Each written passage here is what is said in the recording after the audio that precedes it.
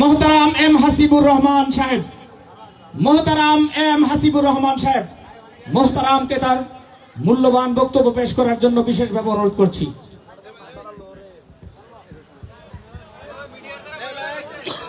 السلام عليكم ورحمة الله وبركاته. إن الحمد لله الذي بنعمته تتم الصالحات، الذي علم القرآن وأكرمنا بالإسلام وأنعم علينا بالإيمان. نستغفره ونتوب إليه، ونشهد أن لا إله إلا الله وحده لا شريك له، ونشهد أن سيدنا وسندنا وحبيبنا وطبيبنا وطبيب أرواحنا محمدا عبد الله ورسوله، أرسله بالحق بشيرا ونذيرا وداعيا إلى الله بإذنه وسراجا وقمرا منيرا. أما بعد، فقد قال الله تعالى في كلامه المجيد وفي فرقانه الحميد: أعوذ بالله من الشيطان الرجيم. بسم الله الرحمن الرحيم. إن الله وملائكته يصلون على النبي يا أيها الذين آمنوا صلوا عليه وسلموا تسليما. اللهم صل على محمد وعلى آل محمد كما صليت على إبراهيم وعلى آل إبراهيم إنك حميد مجيد. اللهم بارك على محمد وعلى آل محمد كما باركت على إبراهيم وعلى آل إبراهيم إنك حميد مجيد. ربي زدني علما، ربي زدني علما. ربي اشرح لي صدري ويسر لي أمري واحلل عقدة من لساني يفقهوا قولي. سبحانك لا علم لنا إلا ما علمتنا إنك أنت العليم الحكيم. صدق الله العظيم. ওগো মোর প্যারা নবী, তুমি সৃষ্টির ছবি। ওগো মোর প্যারা নবী, তুমি সৃষ্টির ছবি। তুমি মাহবুবে খোদা শাহিদো জাহান। আমার ঈমান, আমার দিল, আমার জান। আমার ঈমান, আমার দিল, আমার জান। ওগো মোর প্যারা নবী, তুমি সৃষ্টির ছবি। ওগো মোর প্যারা নবী, তুমি সৃষ্টির ছবি, তুমি মাহবুবে খোদা শাহিদো জাহান। আমার ঈমান, আমার দিল, আমার জান, আমার ঈমান, আমার দিল, আমার জান। তোমারই নূর হতে এসেছে প্রাণ যাতে, ভালোবাসা যে তাতে।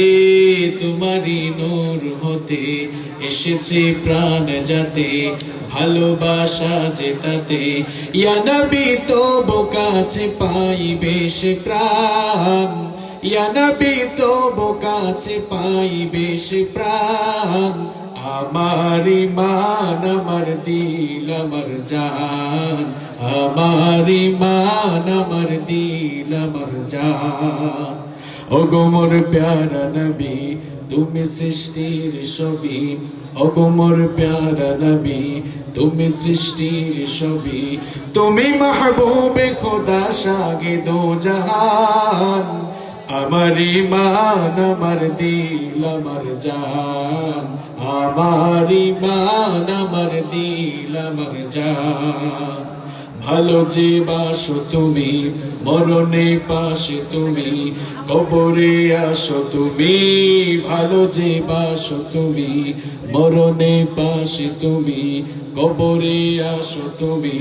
তোমারে ভালোবাসা মুমিনের ঈমান, তোমারে ভালোবাসা মুমিনের ঈমান। আমার ঈমান, আমার দিল, আমার জান, আমার ঈমান, আমার দিল, আমার জান। ওগো মোর প্যারা নবী, তুমি সৃষ্টির ছবি। ওগো মোর প্যারা নবী, তুমি সৃষ্টির ছবি। তুমি মাহবুবে খোদা শাহিদো জাহান। আমার ঈমান, আমার দিল, আমার জান, আমার ঈমান, আমার দিল, আমার জান। বাংলাদেশের অত্যন্ত সুপরিচিত ঐতিহ্যবাহী কুমিল্লা জেলার দেবিদ্বার উপজেলার অন্তর্গত এলাহাবাদ মধ্যপাড়া জামে মসজিদ কর্তৃক আয়োজিত আজকের এই তৃতীয় বার্ষিক তাফসীরুল কোরআন মাহফিলের সমাপনী অধিবেশনের মুহতারাম শ্রদ্ধাভাজন সভাপতি, বিশিষ্ট শিক্ষাবিদ, হাজার হাজার ছাত্র, দেশপ্রেমিক সোনাগরিক তৈরির কারিগর, ঐতিহ্যবাহী এলাহাবাদ উচ্চ বিদ্যালয়ের সাবেক প্রধান শিক্ষক, আপনাদের সকলের অত্যন্ত প্রিয়, শ্রদ্ধেয় এবং ভালোবাসার মানুষ জনাব আবুল কাসেম মাস্টার, আতালাল্লাহু উমরাহু ওয়া বারাকাল্লাহু ফি হায়াতিহি। আমরা সবাই বলি আমিন। প্রোগ্রামের সম্মানিত সহসভাপতিবৃন্দ জনাব শামসুল হক মাস্টার, জনাব খায়রুল আলম ভূঁইয়া, জনাব মোহাম্মদ আলী হুসাইন মন্টু, আল্লাহ তাআলা সকলকে কোরআনের জন্য, ইসলামের জন্য কবুল করেন। আজকের প্রোগ্রামের সম্মানিত প্রধান অতিথি, বিশিষ্ট আইনজীবী, বিশেষ করে যাদের স্যাক্রিফাইস, যাদের কন্ট্রিবিউশনের কারণে আমরা স্বাধীন ভূখণ্ড পেয়েছি, ৭১-এর রণাঙ্গনের বীর মুক্তিযোদ্ধা, বাংলাদেশ সুপ্রিম কোর্টের আইনজীবী অ্যাডভোকেট আব্দুর রহমান ভূঁইয়া, আল্লাহ তাআলা ওনাকে কোরআনের জন্য, ইসলামের জন্য কবুল করেন। আমরা বলি আমিন। মাহফিলের সম্মানিত বিশেষ মেহমান, বিশিষ্ট সমাজসেবক, ৭ নং এলাহাবাদ ইউনিয়ন পরিষদের সম্ভাব্য চেয়ারম্যান পদপ্রার্থী জনাব মোহাম্মদ নুরুল আমিন সাহেব। পোস্টারে অনেক অতিথিবৃন্দের নাম রয়েছে, আমি নাম না বললেও সবার নাম একজন জানেন, তিনি কে? আল্লাহ। আল্লাহ তাআলা সবাইকে মাফ করে দেন, সবাইকে কোরআনের জন্য, ইসলামের জন্য আল্লাহ কবুল করে নেন। আমার আগে দীর্ঘক্ষণ আপনাদেরকে অত্যন্ত চমৎকার চমৎকার ইসলামী গান শুনিয়েছেন। বাংলাদেশের কিংবদন্তি ইসলামী সঙ্গীত শিল্পী, বিশিষ্ট সুরকার, বিশিষ্ট গীতিকার, বাংলাদেশের সর্বত্র যার পরিচিতি এবং সুখ্যাতি রয়েছে, আমাদের সকলের অত্যন্ত প্রিয় মানুষ অ্যাডভোকেট রোকনুজ্জামান ভাই, আল্লাহ তাআলা যেন তার এই কণ্ঠকে কবুল করেন এবং এই কণ্ঠের মধ্যে যেন আল্লাহ তাআলা আরো বেশি বারাকা দান করেন। মাহফিলে উপস্থিত শ্রদ্ধাভাজন ওলামায়ে কিরাম, আমার সামনে বসা অত্র এলাকার পার্শ্ববর্তী এবং দূরদূরান্ত থেকে আগত আল্লাহর দ্বীন প্রেমী, কোরআন প্রেমী, সর্বস্তরের তাওহীদি জনতা, প্রাণ প্রিয় দেবিদ্বার তথা কুমিল্লাবাসী, আপনারা সবাই কেমন আছেন? পেছনের ভাইয়েরা ভালো আছেন? আলহামদুলিল্লাহ। আমাদের সবাইকে সুস্থতার সাথে বাঁচিয়ে রেখে কোরআনের এই বরকতময় মাহফিলে আসার তৌফিক যিনি দিয়েছেন তিনি কে? সেই মহান রবের জন্য শুকরগুজার হয়ে খুশি মনে প্রাণবন্ত আওয়াজে সবাই পড়ছি আলহামদুলিল্লাহ। আপনারা সবাই অনেক ক্লান্ত হয়ে গিয়েছেন, তাই না? চুপচাপ বসে বসে আপনারা শুনেছেন। অনেকে বলতে পারেন, হুজুর চুপচাপ বসে শুনতেছি তো কি হয়েছে, ক্ষুধা তো লাগছে, আমরা তো অনেকে খেয়ে আসি নাই, হুজুরও খায় নাই। দেখছেন তো স্টেজ, গাড়ি থেকে নেমে স্টেজে উঠেছে। আমিও খাই নাই, আপনারাও খান নাই, কাটাকাটি সমান সমান। আমরা মন ভরে কোরআন শুনবো ইনশাআল্লাহ। আজকের এই মাহফিল থেকে আমরা সবাই উপকৃত হতে চাই কি চাই না? যে আলোচনা হবে, এই আলোচনা থেকে আমরা সবাই বেনিফিটেড হতে চাই কি চাই না? আমরা যদি আজকের এই প্রোগ্রাম থেকে, আজকের এই আলোচনা থেকে উপকৃত হতে চাই, বেনিফিটেড হতে চাই, তাহলে আমাদের সবাইকে দুটো কাজ করতে হবে। বুঝে থাকলে আমার কথার সবাই জবাব দেন, কয়টা কাজ করতে হবে? আমরা যদি এই মাহফিল থেকে আল্লাহর কালামের আলোচনা শুনে শুনে যদি আমরা উপকৃত হতে চাই, দুটো কাজ আমাদের সবাইকে করা লাগবে। রব্বুল আলামিন বলেছেন, ওয়া ইযা কুরিআল কুরআনু ফাসতামিউ লাহু ওয়া আনসিতু লাআল্লাকুম তুরহামুন। আল্লাহ তাআলা বলেন, ওয়া ইযা কুরিআল কুরআন, যখন কোরআন পাঠ করা হবে, কোরআনের আলোচনা শুরু হবে, ফাসতামিউ লাহু, ফুললি কনসেন্ট্রেট হয়ে যাও, দিলের কান দিয়ে মনোযোগী হয়ে আল্লাহর কালাম শ্রবণ করো, অমনোযোগী হয়ো না। পারস্পরিক কথাবার্তা বলে আল্লাহর কালামের এই মঞ্চ, এই পরিবেশ নষ্ট করো না। পারস্পরিক কথাবার্তা বলে আল্লাহর কালামের সঙ্গে বেয়াদবি হয়, এমন আচরণের বহিঃপ্রকাশ ঘটিও না। আল্লাহ বলছেন, ফাসতামিউ লাহু, ফুললি কনসেন্ট্রেট হয়ে আল্লাহর কালাম শোনো। আর দুই নাম্বার হচ্ছে ওয়া আনসিতু, চুপচাপ হয়ে যাও, সাইলেন্ট হয়ে যাও, নীরব হয়ে যাও। কয়টা আমলের কথা বললাম? কথাগুলো মোল্লার না আল্লাহ? আরেকটু জোরে বলেন না, কথাগুলো কার?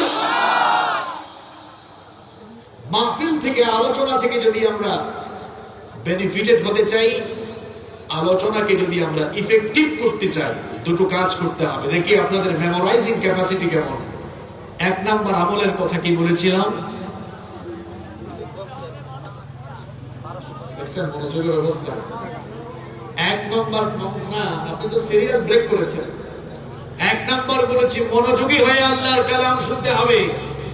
দুই নাম্বার, আল্লাহর কালামের কথা শুরু হয়েছে, এখন যে কথা বলবে সে সরাসরি আল্লাহর কালামের সঙ্গে বেয়াদবি করবে। কারণ যেখানে আল্লাহর কোরআনের কথা শুরু হয়, এখানে অন্য কথার কোনো দাম নাই। যেখানে কোরআনের কথা শুরু হয়, সব কথা তুচ্ছ। যেখানে আল্লাহর কালামের আলোচনা শুরু হয়, সেখানে সব কিছু অত্যন্ত নগণ্য। এই জন্য আল্লাহর কালামের আলোচনা শুরু হয়েছে, আগে আপনাকে আদব রক্ষা করতে হবে। এক নাম্বার, ফুললি কনসেন্ট্রেট হয়ে যেতে হবে। দুই নাম্বার, নীরব হয়ে যেতে হবে। আচ্ছা, এই দুটো কাজ যদি আমরা করি, লাভ কি হবে? আল্লাহ তাআলা বলছেন, লাআল্লাকুম তুরহামুন, এই দুটো কাজ করলে সম্ভবত তোমাদের উপরেই আল্লাহর রহমত নাযিল হবে। সুবহানাল্লাহ। এই দুটো কাজ করতে পারবেন তো? ইনশাআল্লাহ।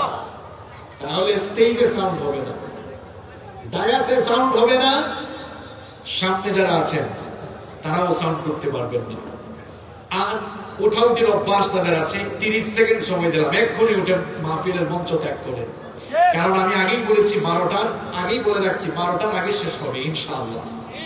আলোচনা আমাদের জীবন পরিবর্তনমূলক একটি টপিক নিয়ে হবে ইনশাআল্লাহ। এখানে একটি বই থেকে আলোচনা হবে, বইটার নাম কি? সবাই বলেন। এটা পৃথিবীর কোনো আলেমের লিখিত গ্রন্থ নয়, এটা কোনো দুনিয়ার কোনো দফতর, দুনিয়ার কোনো অফিস থেকে আসা গ্রন্থ নয়, বরং এই কালাম, এই কিতাব এসেছে সরাসরি রব্বুল আলামিনের দফতর আরশে আজিম থেকে। আল্লাহু আকবার। এটি বড় দামি কিতাব, এর সঙ্গে যার সংস্পর্শ লাগে তার মর্যাদা বাড়ে, আর এর বিরুদ্ধে যে দাঁড়িয়ে যায় দুনিয়া আখিরাতে সে নাস্তানাবুদ হয়ে যায়। আল্লাহর দ্বীনের বিরুদ্ধে যারাই দাঁড়াবে নাস্তানাবুদ হয়ে যাবে। আমি আপনি থাকবো না, কিন্তু আল্লাহর জমিনে আল্লাহর দ্বীন ইসলাম ছিল, আল্লাহর দ্বীন ইসলাম আছে, আল্লাহর দ্বীন ইসলাম থাকবেই থাকবে। এই ইসলামের বিরুদ্ধে যারাই পাগলামি করেছে সবগুলা বেজ্জত হয়েছে। সেই লতিফ সিদ্দিকী থেকে নিয়ে শুরু করে মুরাদ হাসান পর্যন্ত যারাই ইসলাম নিয়ে বাড়াবাড়ি করেছে সবগুলা বেজ্জত হয়েছে।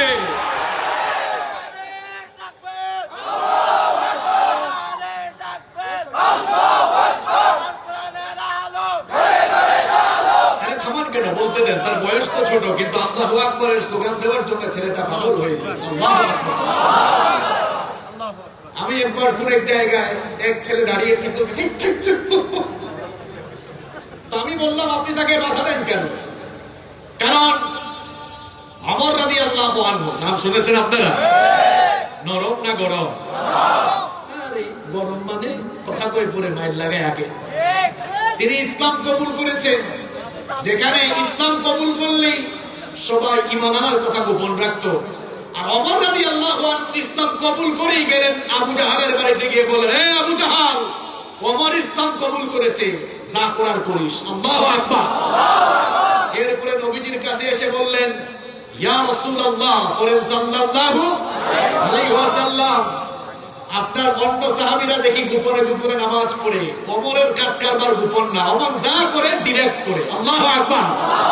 নবীজি বললেন, কি চাও? ওমর রাদিয়াল্লাহু আনহু বললেন, আমি যে ঈমান এনেছি, ইসলাম গ্রহণ করেছি, গোটা মক্কা এটা জানা দরকার, আপনি পারমিশন দেন, আমি সাহাবীদেরকে নিয়ে, আপনার সাহাবীদেরকে নিয়ে মিছিলে বের হব। নবীজি অনুমতি দিলেন। ওমর রাদিয়াল্লাহু আনহু সামনে দাঁড়িয়ে মিছিলে নেতৃত্ব দিলেন। স্লোগান উঠল, লিল্লাহি তাকবীর। এই ছোট্ট ভাইটা যে স্লোগান দিয়েছে এটা ওমরের স্লোগান, স্লোগান দেয় নাই। এই ভাইটার মতো যদি বাংলাদেশের প্রত্যেকটি যুবক আর তরুণরা আল্লাহু আকবারের স্লোগান দিয়ে, আল্লাহর নাম নিয়ে তারা যদি সব সময় আল্লাহর দ্বীনের পতাকা তোলে ঐক্যবদ্ধ হয়ে যেতে পারে, তাহলে দেখবেন ইসলামের এই জমিনে আলেম ওলামারা এই দেশে ইসলামের বিরুদ্ধে কথা বলা লাগে সবাই সাবধান হয়ে যাবে।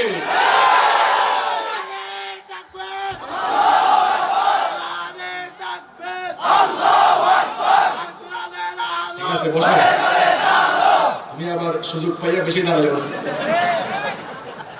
মনে করতেছে হুজুরটা আমারে ভাইরাল করে দিয়েছে আজকে। আল্লাহ তাকে কবুল করেন। আমি যে কথা শুরু করেছিলাম সেটা শেষ করি নাই। ওমর রাদিয়াল্লাহু আনহু স্লোগান দিলেন আল্লাহু আকবারে। আবু জাহেলকে দেখতো বের হয়ে, কারা স্লোগান নিয়ে বের হলো, বাধা দেয়। তাহলে আল্লাহু আকবারের স্লোগান শুনে আবু জাহাল বাধা দিয়েছিল। এখনো যদি কেউ মুসলমানের নাম ধারণ করে, মুসলমানের বেশভূষা ধারণ করে আল্লাহু আকবারের স্লোগানে বাধা হয়ে দাঁড়ায়, বুঝতে হবে তার রক্তের ভেতরে আবু জাহালের ভাইরাস হয়েছে। ওইটা আল্লাহু আকবারের স্লোগানে তার চুলকানি উঠে গেল। চুলকানি উঠে লাভ নাই। এখনকার যুবকরা কিন্তু ইসলামের জন্য পাগল হয়ে গিয়েছে। মাহফিলে যুবক বেশি না বুড়া বেশি? এখন মাহফিলে যুবকদের ঢল নেমেছে। যুবকদের এই গণজুয়া, এই গণবিস্ফোরণ দেখে ইসলাম বিরোধী নাস্তিক মুরতাদদের কলিজা আগুন ধরে গিয়েছে। যতই কলিজার আগুন ধরুক, যতই কলিজায় আগুন ধরুক, এই যুবকদেরকে কিন্তু আর থামানো যাবে না, আর থামানো যাবে না।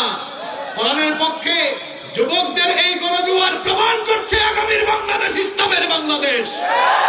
যুবকদের এই গণজোয়ার, এই গণবিস্ফোরণ, এটা ইঙ্গিত দিচ্ছে আগামীর দিনে এই জমিনের প্রতিটি ইঞ্চিতে ইঞ্চিতে কোরআনের পতাকা উড়বে ইনশাআল্লাহ। আল্লাহ আমার যুবক ভাইদেরকে কবুল করে নেন।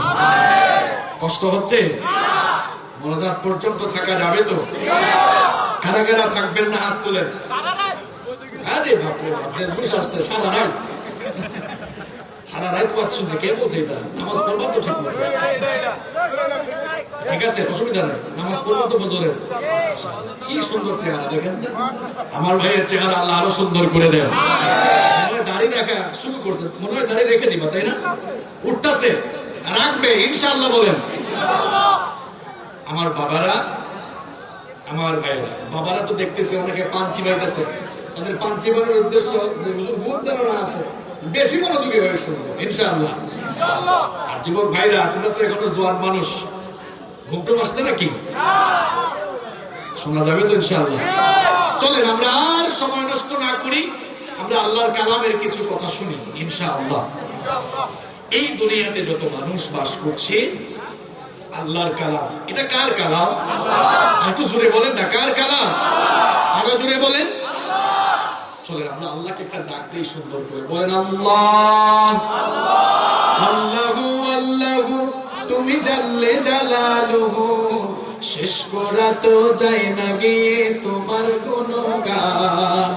আল্লাহু আল্লাহু, পারেন আপনারা তো বলেন না কেন? আল্লাহু আল্লাহু তুমি জাল্লে জালালুহু, শেষ করা তো যায় না গে তোমার গুণগান। আল্লাহু আল্লাহু তুমি মাটির আদমকে প্রথম সৃষ্টি করিয়া ঘোষণা করিয়া দিলে শ্রেষ্ঠ বলিয়া। তুমি মাটির আদমকে প্রথম সৃষ্টি করিয়া ঘোষণা করিয়া দিলে শ্রেষ্ঠ বলিয়া। তাই নূরের ফেরেশতা করে আদমকে সিজদা, ও তাই নূরের ফেরেশতা করে আদমকে সিজদা। তুমি সবার চেয়ে দিলে মাটির মানুষকে সম্মান। আল্লাহু আল্লাহু তুমি জাল্লে জালালুহু, শেষ করা তো যায় না গে তোমার গুণগান। আল্লাহু আল্লাহু, সবাই বলুন আল্লাহু আকবার। এই কালামটা কার? আল্লাহর কোরআন পৃথিবীর মানুষদেরকে 4 ভাগে ভাগ করেছে। কয় ভাগ? আরো জোরে, কয় ভাগ? এই যুবক ছাত্র ভাইরা মুখস্থ করা রাখবে, কিন্তু এখানে আওয়াজ করলে খালি হবে না, মুখস্থ করা লাগবে ইনশাআল্লাহ। তাহলে কোরআন পৃথিবীর সব মানুষকে কয় প্রকারে ভাগ করেছে? 1 নাম্বার মুমিন, 2 নাম্বার মুশরিক, 3 নাম্বার মুলহিদ। আপনারা কইবেন হুজুর মুলহিদ এটা আবার কি? জীবনেও শুনলাম, এটা আরবি শব্দ। মুলহিদ মানে নাস্তিক। 4 নাম্বার মুনাফিক। 4 নাম্বার মুনাফিক। দেখি তো আপনাদের এলাকায় বিসিএস কেনা হওয়ার মতো যোগ্যতা, ভালো মেমোরাইজিং ক্যাপাসিটি আছে কিনা? হ্যাঁ, কোরআন মানুষকে কয় ভাগে ভাগ করছে? এবার থেকে পরীক্ষা হোক, কারা কারা মনে রাখছে? 1 নাম্বার। আরে বাপ রে বাপ, ঢাকা বিশ্ববিদ্যালয়ে দেখলাম একজন চান্স পাইছে, ডায়েরি দিছে। তো এরা চান্স পাবে না তো কে চান্স পাবে? মানে তাজা তাজা জিনিস খায়, এজন্য মেধাটাও তাজা। আলহামদুলিল্লাহ। 1 নাম্বার বলেন না, 1 নাম্বার মুমিন। আমি কি গুরুস্থানের সামনে নাকি জিন্দাস্থানের সামনে? জিন্দাস্থান তো বুঝে দিতে হবে, আওয়াজ না দিলে বুঝে যাবে গুরুস্থান। এটা গুরুস্থান না জিন্দাস্থান? আরো জোরে, 1 নাম্বার। আরো জোরে, 2 নাম্বার মুশরিক, 3 নাম্বার। আচ্ছা, এটা আরবি শিখেন, মুলহিদ। 4 নাম্বার। এই এলাকা থেকে আগামী বছর ঢাকা বিশ্ববিদ্যালয়ে আরো বেশি চান্স পাবে ইনশাআল্লাহ। মেধা খুব ভালো, তাই না? এই তো মাশাআল্লাহ। তাহলে বুঝা যাচ্ছে আলোচনা কাজে লাগতেছে। আমরা জেনে ফেললাম কোরআন পৃথিবীর মানুষকে 4 ভাগে ভাগ করেছে। এবার আসেন তো এই 4 ভাগ মানুষের পরিচয় আর এদের পরিণতি কি, এটা আমরা আল্লাহর কাছ থেকে জেনে নিই। এক নম্বর মুমিন। মুমিন কারা? যারা ঈমান এনেছে আল্লাহ এবং রাসূলের উপর, তারাই হচ্ছে ঈমানদার। এই ঈমানদারদের পরিণতি কি? রব্বুল আলামিন কোরআনুল কারীমের 18 নম্বর সূরা সূরাতুল কাহফের 107 নম্বর আয়াত থেকে বড় সুন্দর করে বললেন, ইন্নাল্লাযীনা আমানু ওয়া আমিলুস সালিহাতি কানাত লাহুম জান্নাতুল ফিরদাউসি নুজুলা খালিদিনা ফিহা লা ইয়াবগুনা আনহা হিওয়ালা। আল্লাহ তাআলা বলছেন, নিশ্চয়ই যারা ঈমান এনেছে আর আমল সালেহ করেছে, এই ঈমানদারদের জন্য আমি আল্লাহ এক নম্বরের জান্নাত, জান্নাতুল ফিরদাউস লিখেছি। তুলে কোন সুবহানাল্লাহ। তাহলে আমার বাবারা, আমার ভাইয়েরা, এক নম্বর ঈমানদার শ্রেণী, এরা যাবে কোথায়? উত্তর বল, জান্নাত না, জান্নাতুল ফিরদাউস। দুই নম্বর মুশরিক। মুশরিক কারা? যারা আল্লাহর সঙ্গে শিরক করে। এবার আমরা আল্লাহর কাছে জানতে চাইলাম, আল্লাহ দুনিয়ায় যে সকল মানুষেরা তোমার সঙ্গে শিরক করে তাদের পরিণতি কি হবে? জবাবটা মনে হয় কোরআনে নাই। আল্লাহ তাআলা বলছেন, ইন্নাহু মাইয়ুশরিক বিল্লাহি ফাকাদ হারামা আলাইহিল জান্নাতা ওয়া মাওয়াহুন নার ওয়া মা লিয-যালিমিনা মিন আনসার। আল্লাহ তাআলা বলছেন, নিশ্চয়ই যে আল্লাহর সঙ্গে শিরক করে আল্লাহ তার জন্য জান্নাত হারাম করে দিয়েছেন আর জাহান্নামের আগুন তার জন্য ওয়াজিব করে দিয়েছেন কে? তাহলে দুনিয়ার মানুষ কোরআনের ভাষায় কয় প্রকার? এক নাম্বার পরিণতি জান্নাতুল ফিরদাউস। জান্নাতুল ফিরদাউস এক কিল দিয়া ঠিক করে দিয়েছে, এটা জান্নাত না, জান্নাতুল ফিরদাউস। দুই নাম্বার আরো জোরে মুশরিক, পরিণতি আরো জোরে জান্নাত। তিন নাম্বার হলো মুলহিদ, মানে নাস্তিক। এরা কয় স্রষ্টা বলতেই নাকি কেউ নাই, কয় দেয়ার ইজ নো গড, স্রষ্টা বলতে কেউ নাই, কয় থাকলে তো দেখা যায় আনসিন ইজ নাথিং, যা দেখা যায় না তা বিশ্বাস করা। এজন্য বাংলাদেশের গ্রামেগঞ্জে একটা প্রবাদ আছে, যেমন কুকুর তেমন। এরকম কোন নাস্তিক যদি আপনাদের সামনে কখনো পড়ে যায়, কয় যদি যা দেখা যায় না তা বিশ্বাস করা যায় না, কাছে ডাকবেন, ডেকে সিঙ্গারা খাওয়াবেন, চা খাওয়াবেন, খাওয়াইয়া বলবেন, কিরে তুই যে বললি যা দেখা যায় না তা বিশ্বাস করা যায় না, তোর বাপ তোরে জন্ম দিয়েছে, এটা তুই দেখছ? যেমন কুকুর তেমন। এই তোর বাপ তোকে জন্ম দিয়েছে, এটা তুই দেখছ? আচ্ছা বলেন তো, এটা কি আমরা দেখেছি? নিশ্চয়ই সে বলবে না। তখন বলবেন, তোর যুক্তি যা দেখা যায় না তা বিশ্বাস করা যায় না, এটা যদি তোর যুক্তি হয় তাহলে তোর বাপ তোকে জন্ম দিয়েছে, এটা তুই দেখছ? তাই তুই একটা বেজন্মা, তুই একটা বাস্টার্ড। কেমন অবস্থা! আয়না ছাড়া সে তার পিঠ দেখবে? দেখা যায়? দেখা যায়? আয়না ছাড়া পিঠ দেখা যায় না। এ নাকি ওই পিঠ বা ওই শরীর যিনি বানিয়েছেন তাকে দেখা যাবে, সেটা জান্নাতে গেলে দেখা। তাহলে দুনিয়ার নাস্তিকগুলোর পরিচয় আল্লাহ দিয়েছেন, উলাইকা কাল আনআম বাল হুম আদাল। এরা চার পায়া জানোয়ারের চাইতেও আল্লাহর কাছে আরো নিকৃষ্ট, এবং এরাও জাহান্নামী। তাহলে কোরআনের ভাষায় মানুষ কয় প্রকার? আমরা জানছি কয় প্রকার? চার নাম্বার প্রকারের নাম পরিণতি কোথায়? উত্তর কিন্তু ভুল। ঠিক আছে, আমার এক ভাই বলছে জাহান্নামের নিচতলায়। দলিল কি? আল্লাহ বলছেন, ইন্নাল মুনাফিকিনা ফিদ দারকিল আসফালি মিনান নারি ওয়া লান তাজিদ লাহুম নাসীরা। কথাকার আল্লাহ। আল্লাহ বলছেন, ইন্নাল মুনাফিকিনা ফিদ দারকিল আসফালি মিনান নার। মুনাফিকগুলো যাবে জাহান্নামের নিচের তলায়। একটু আগে বলে আসছি, কাফের, মুশরিক আর নাস্তিক সবাই যাবে জাহান্নামে। দেখি একটা টেস্ট হয়ে যাক, পৃথিবীর কুখ্যাত কুখ্যাত কয়েকটা কাফের নাম আপনারা বলেন।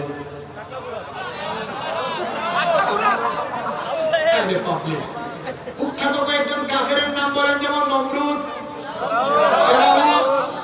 শাদ্দাদ, আমান, কারুন, আবু জাহাল, আবু লাহাব। এরা কি বিখ্যাত না কুখ্যাত? মাশাআল্লাহ। এবার বলেন তো দেখি, এই কাফের গুলো যাবে কোন জায়গায়? নামে, কিন্তু দেখেন মুনাফিক যেগুলা, এই মুনাফিক গুলো নমরুদ, ফেরাউন, আবু জাহল, উতবা, সাইবা, হামান, সাদ্দাত, কারুন, দুনিয়ার কুখ্যাত কাফেরের চাইতেও আরো খারাপ। এই জন্য এই কুখ্যাত কাফের গুলো যাবে জাহান্নামের উপরের তলায়, আর মুনাফিক গুলো যাবে জাহান্নামের নিচের তলায়। তাহলে আমার কথা বুঝে থাকলে বলেন তো, কাফেরের চেয়ে মুনাফিক ভালো না খারাপ? আওয়াজ তো হয় নাই, বলেন কাফের ভালো না মুনাফিক ভালো? তুলনামূলক ভাবে কাফেরের চেয়ে মুনাফিক ভালো। এই জন্য সবাই বলেন তো দেখি, আমাদের দুশমনের নাম কি? আমাদের সবচেয়ে বড় দুশমন কে? এই তো শয়তান। সবচেয়ে বড় দুশমন কে? আরো জোরে। শয়তান আমাদের দুশমন। শয়তান ভালো করেই জানে মুসলমানের সন্তানকে কাফের বানানো যাবে না। আর শয়তান সে আমাদের চাইতে বোকা শোকানা। বলেন শয়তানের বয়স আমাদের চেয়ে কম না বেশি? বুদ্ধি কম না বেশি? সে আমাদের চেয়ে বয়সেও বড়, বুদ্ধিও আমাদের চেয়ে বেশি। এই জন্য শয়তান কখনো কাঁচা কাজ করে না। শয়তান জানে এলাহাবাদের একটা মুসলমান সন্তানকে আমি যদি কাফের বানাই আমার লস, কারণ কাফের বানাইলে যাবে জাহান্নামের উপরে, আর মুনাফিক বানাইতে পারলে লাভ আছে, যাবে জাহান্নামের নিচে। এই জন্য আমাদের দুশমন শয়তান কখনো মুসলমানের সন্তানকে কাফের বানাতে চায় না। এই জন্য শয়তান সবসময় মুসলমানের সন্তানকে মুনাফিক বানাতে চায়, কারণ মুনাফিক বানানো শয়তানের লাভ। কারণ কাফের যাবে জাহান্নামের উপরে, মুনাফিক যাবে জাহান্নামের নিচে। তাহলে শয়তান আমাদেরকে কি বানাতে চায়? মুনাফিক গুলোর চিনা বলো মুশকিল। কেউ যদি বলে হুজুর আমি খ্রিস্টান দেখবো, কোন দেশে যাবো? আমি বলবো আমেরিকা, ইংল্যান্ডে যান, সেখানে কোটি কোটি খ্রিস্টান আছে না নাই? আরেকটু জুড়ে বলেন আছে না নাই? কেউ যদি কয় হুজুর আমি হিন্দু দেখবো, আমাদের বাংলাদেশেও হিন্দু ভাই বোনরা আছে, প্রতিবেশী দেশ ভারতে কোটি কোটি হিন্দু ভাই বোন আছে। কেউ যদি কয় হুজুর আমি বৌদ্ধ দেখবো, আমি বলবো আপনি মিয়ানমারে যান, সেখানে কোটি কোটি বৌদ্ধ আছে না নাই?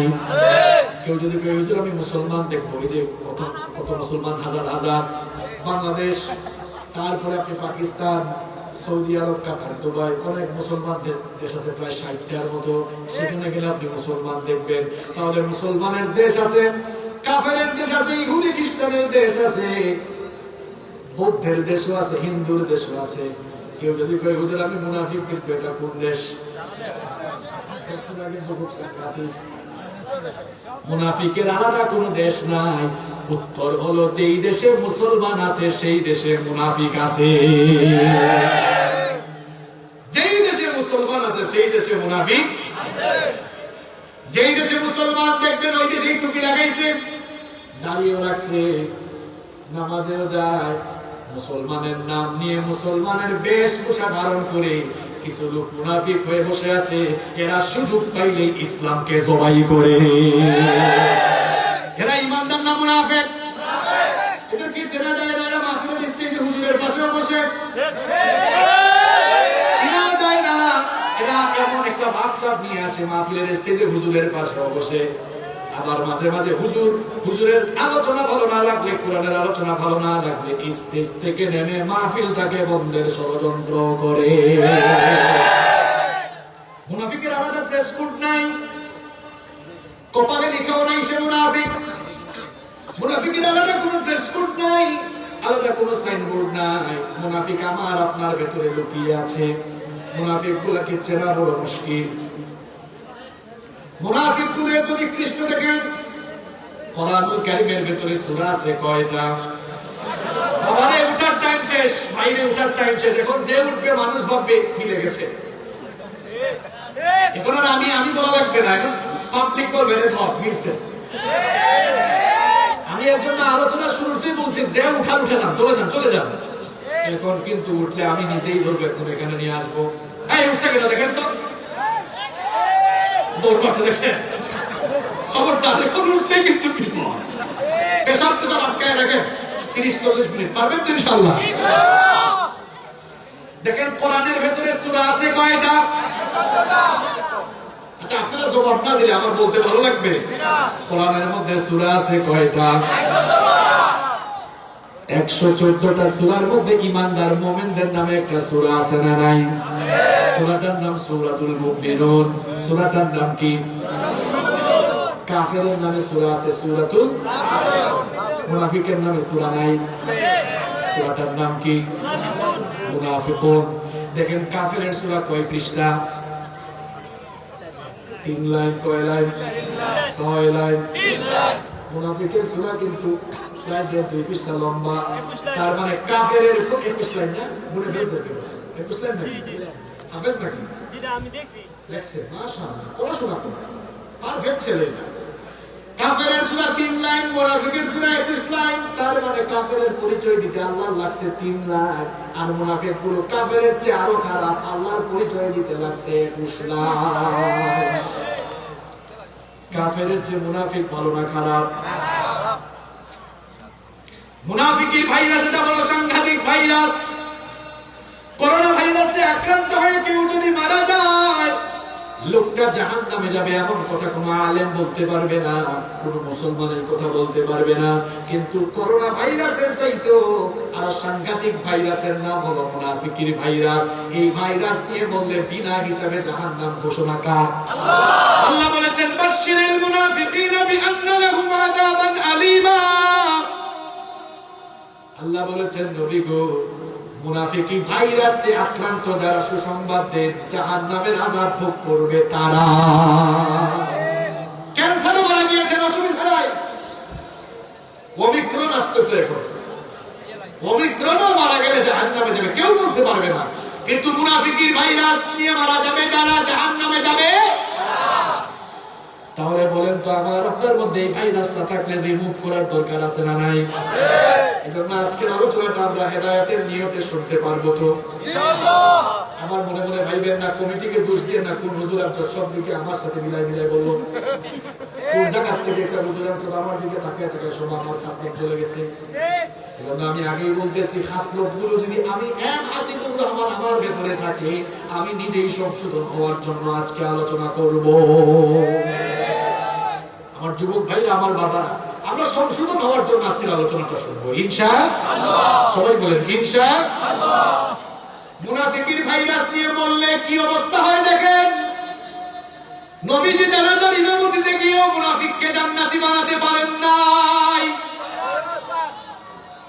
আমার এলাহাবাদের বাবারা, এলাহাবাদের ভাইরা ভালো করে শুনেন, মুনাফিক মারা গিয়েছে, মুনাফিকের জানাজায় নবী গিয়ে দোয়া করে মুনাফিককে জান্নাতি বানাতে পারেন নাই।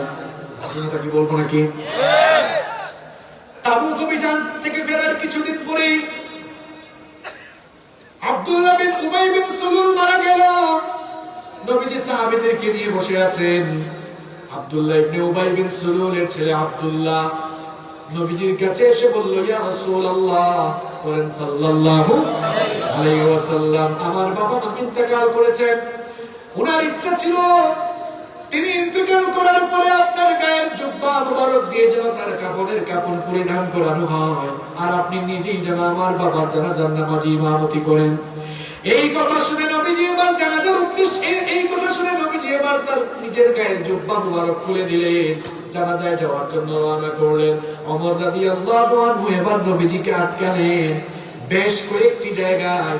ওমর রাদিয়াল্লাহু আনহু একা সিদ্ধান্ত নিয়েছেন, আর ওমর রাদিয়াল্লাহু আনহুর সিদ্ধান্তের পক্ষে আল্লাহ ওহী নাযিল করে, আয়াত নাযিল করে ওমরের পক্ষে রায় দিয়েছে। ওমর রাদিয়াল্লাহু আনহু নবীজিকে আটকালেন, বললেন, ওগো আল্লাহর রাসূল, কোথায় যাচ্ছেন? কোন মুনাফিকের জানাজায় যাওয়ার জন্য আপনি প্রস্তুত হচ্ছেন? লোকটাকে কি চিনেন না? উহুদের ময়দান থেকে 300 সৈন্য নিয়ে ভেগে গিয়েছিল এই আব্দুল্লাহ বিন উবাই। যখনই সুযোগ পেয়েছে মুসলমানদের বিরুদ্ধে ষড়যন্ত্র করেছে, যখনই সুযোগ পেয়েছে ইসলামের শেকড় কাটার জন্য সে কাজ করেছে। সুতরাং এই মুনাফিকের জানাজায় আপনি যাইয়েন না। নবীজি বললেন, ওমর রে, আমার আল্লাহ তো আমাকে কোনো নিষেধ করেন নাই, আমাকে আটকায়ও না। নবীজি এবার আব্দুল্লাহ বিন উবাই বিন সুলুলের বাড়িতে গেলেন। নিজের থুতু মুবারক আব্দুল্লাহ বিন উবাই বিন সুলুলের সারা গায়ে মেখে দিলেন, যেন জাহান্নামের আগুন তাকে না পুড়ায়। নিজের গায়ের জুব্বা মুবারক দিয়ে আব্দুল্লাহ বিন উবাই বিন সুলুলের জানাজার কাফনের কাপড় পরিধান করালেন। এরপরে নবীজি নিজেই জানাজার নামাজে ইমামতির জন্য দাঁড়িয়ে গেলেন। এই অবস্থা থেকে আল্লাহর বরদাস্ত হলো না। সঙ্গে সঙ্গে আল্লাহ তাআলা জিবরিলকে পাঠিয়ে দিলেন। সাইয়েদনা জিবরিল আমি নিয়ে আগমন করে বললেন, ওগো আল্লাহর নবী, কার জানাজার নামাজে ইমামতির জন্য দাঁড়িয়েছেন? সাবধান, এক্ষুনি থেমে যান। আল্লাহ আপনাকে জানাতে বলেছেন, ইস্তাগফির লাহুম আও লা তাস্তাগফির লাহুম ইন তাস্তাগফির লাহুম ৭০ মাররাতান ফালান ইয়াগফিরাল্লাহু লাহুম যালিকা বিআন্নাহুম কাফারু বিল্লাহি ওয়া রাসূলিহি ওয়াল্লাহু লা ইয়াহদিল কওমাল ফাসিকিন। ওগো আল্লাহর নবী, আল্লাহ আপনাকে জানিয়েছেন, ইস্তাগফির লাহুম আও লা তাস্তাগফির লাহুম ৭০ মাররা। এই মুনাফিকের জন্য আপনি একবার আর দুইবার নয়, আপনি যদি নবী হয়েও আল্লাহর কাছে ৭০ বার তাওবা করে ৭০ বার যদি তার জন্য দোয়া করে, আল্লাহর সিদ্ধান্ত হলো এই ধরনের মুনাফিকরা মারা গেলে আল্লাহ তাআলা কখনো তাদেরকে ক্ষমা করবেন না। আর আমরা তো তার কিরা মুনাফিক মারা যায়, একবারে দোয়া টোয়া করে তারপরে কবরে এমন ভাবে শুয়ে যায় মনে হয় জান্নাতের বিছানায় শুয়ে আসছে। কি জান্নাতের কন্ট্রাক্ট করে নিছেন নাকি? নবীজি, যেই নবীজি কিবলা পরিবর্তনের জন্য হাত তুলেন নাই, মনে মনে ইরাদা করেছেন, কিবলা পরিবর্তন করে দিয়েছেন কে? যেই নবী হাত না তোলার আগেই দোয়া কবুল হয়ে যায়, সেই নবী মুনাফিকের জন্য দোয়া করলেন, আল্লাহ কবুল করলেন না। সুতরাং এই ঘটনা এই জন্য বললাম, মুনাফিকের ভাইরাসটা বড় খারাপ। এই ভাইরাস নিয়ে বললে জাহান্নামের আযাব ছাড়া রেহাই পাওয়া যাবে না। আমরা ইমানদার হয়ে বাঁচতে চাই না মুনাফিক হয়ে বাঁচতে চাই? আমরা ইমানদার হয়ে মরতে চাই না মুনাফিক হয়ে মরতে চাই? সবাই ইমানদার হতে চাই কি চাই না? তাহলে মুনাফিকের অভ্যাস আমাদেরকে পরিবর্তন করতে হবে, জানতে হবে মুনাফিক কারা। মুনাফিকের কিছু স্বভাব কোরআন এবং হাদিসের ভেতরে আছে না নাই? আমি খুব কষ্ট করে সেগুলোকে একত্র করেছি। একত্র করার পরে দেখলাম মুনাফিকের মধ্যে 15টি স্বভাব আছে। আরো বেশি থাকতে পারে, আমি 15টা পেয়েছি। কয়টা? 15টা। এরা কি খেরছি ভাই নাকি? খের মানে খড় আর কি। আমি তো সিলেট ফুয়া, সিলেট বাড়ি, আমরা সিলেট হয় মুখের ভিতরে বলে খের হারাইছে, নাকি কোনো মাথা ধরা যাবে না। আপনারা কিন্তু খের হারাইছেন নি মুখ? খের দিয়ে আপনারা কিটা করেন? হ্যাঁ, গাঞ্জা। ওরে বাপ রে বাপ, কি জাতের ভাষা! হাঞ্জা। আর আমরা সিলেটে সন্ধ্যা হলে, সন্ধ্যা যখন আমরা বলি আল্লাহ হাঞ্জা হয়ে গেছে, বাড়িতেও মানে সন্ধ্যা হয়ে গেছে, এটাকে বলি হাঞ্জা হয়ে গেছে। ওই সন্ধ্যার হাঞ্জা এখানে হয়ে গেছে খেরো হাঞ্জা। হাঞ্জা নেই,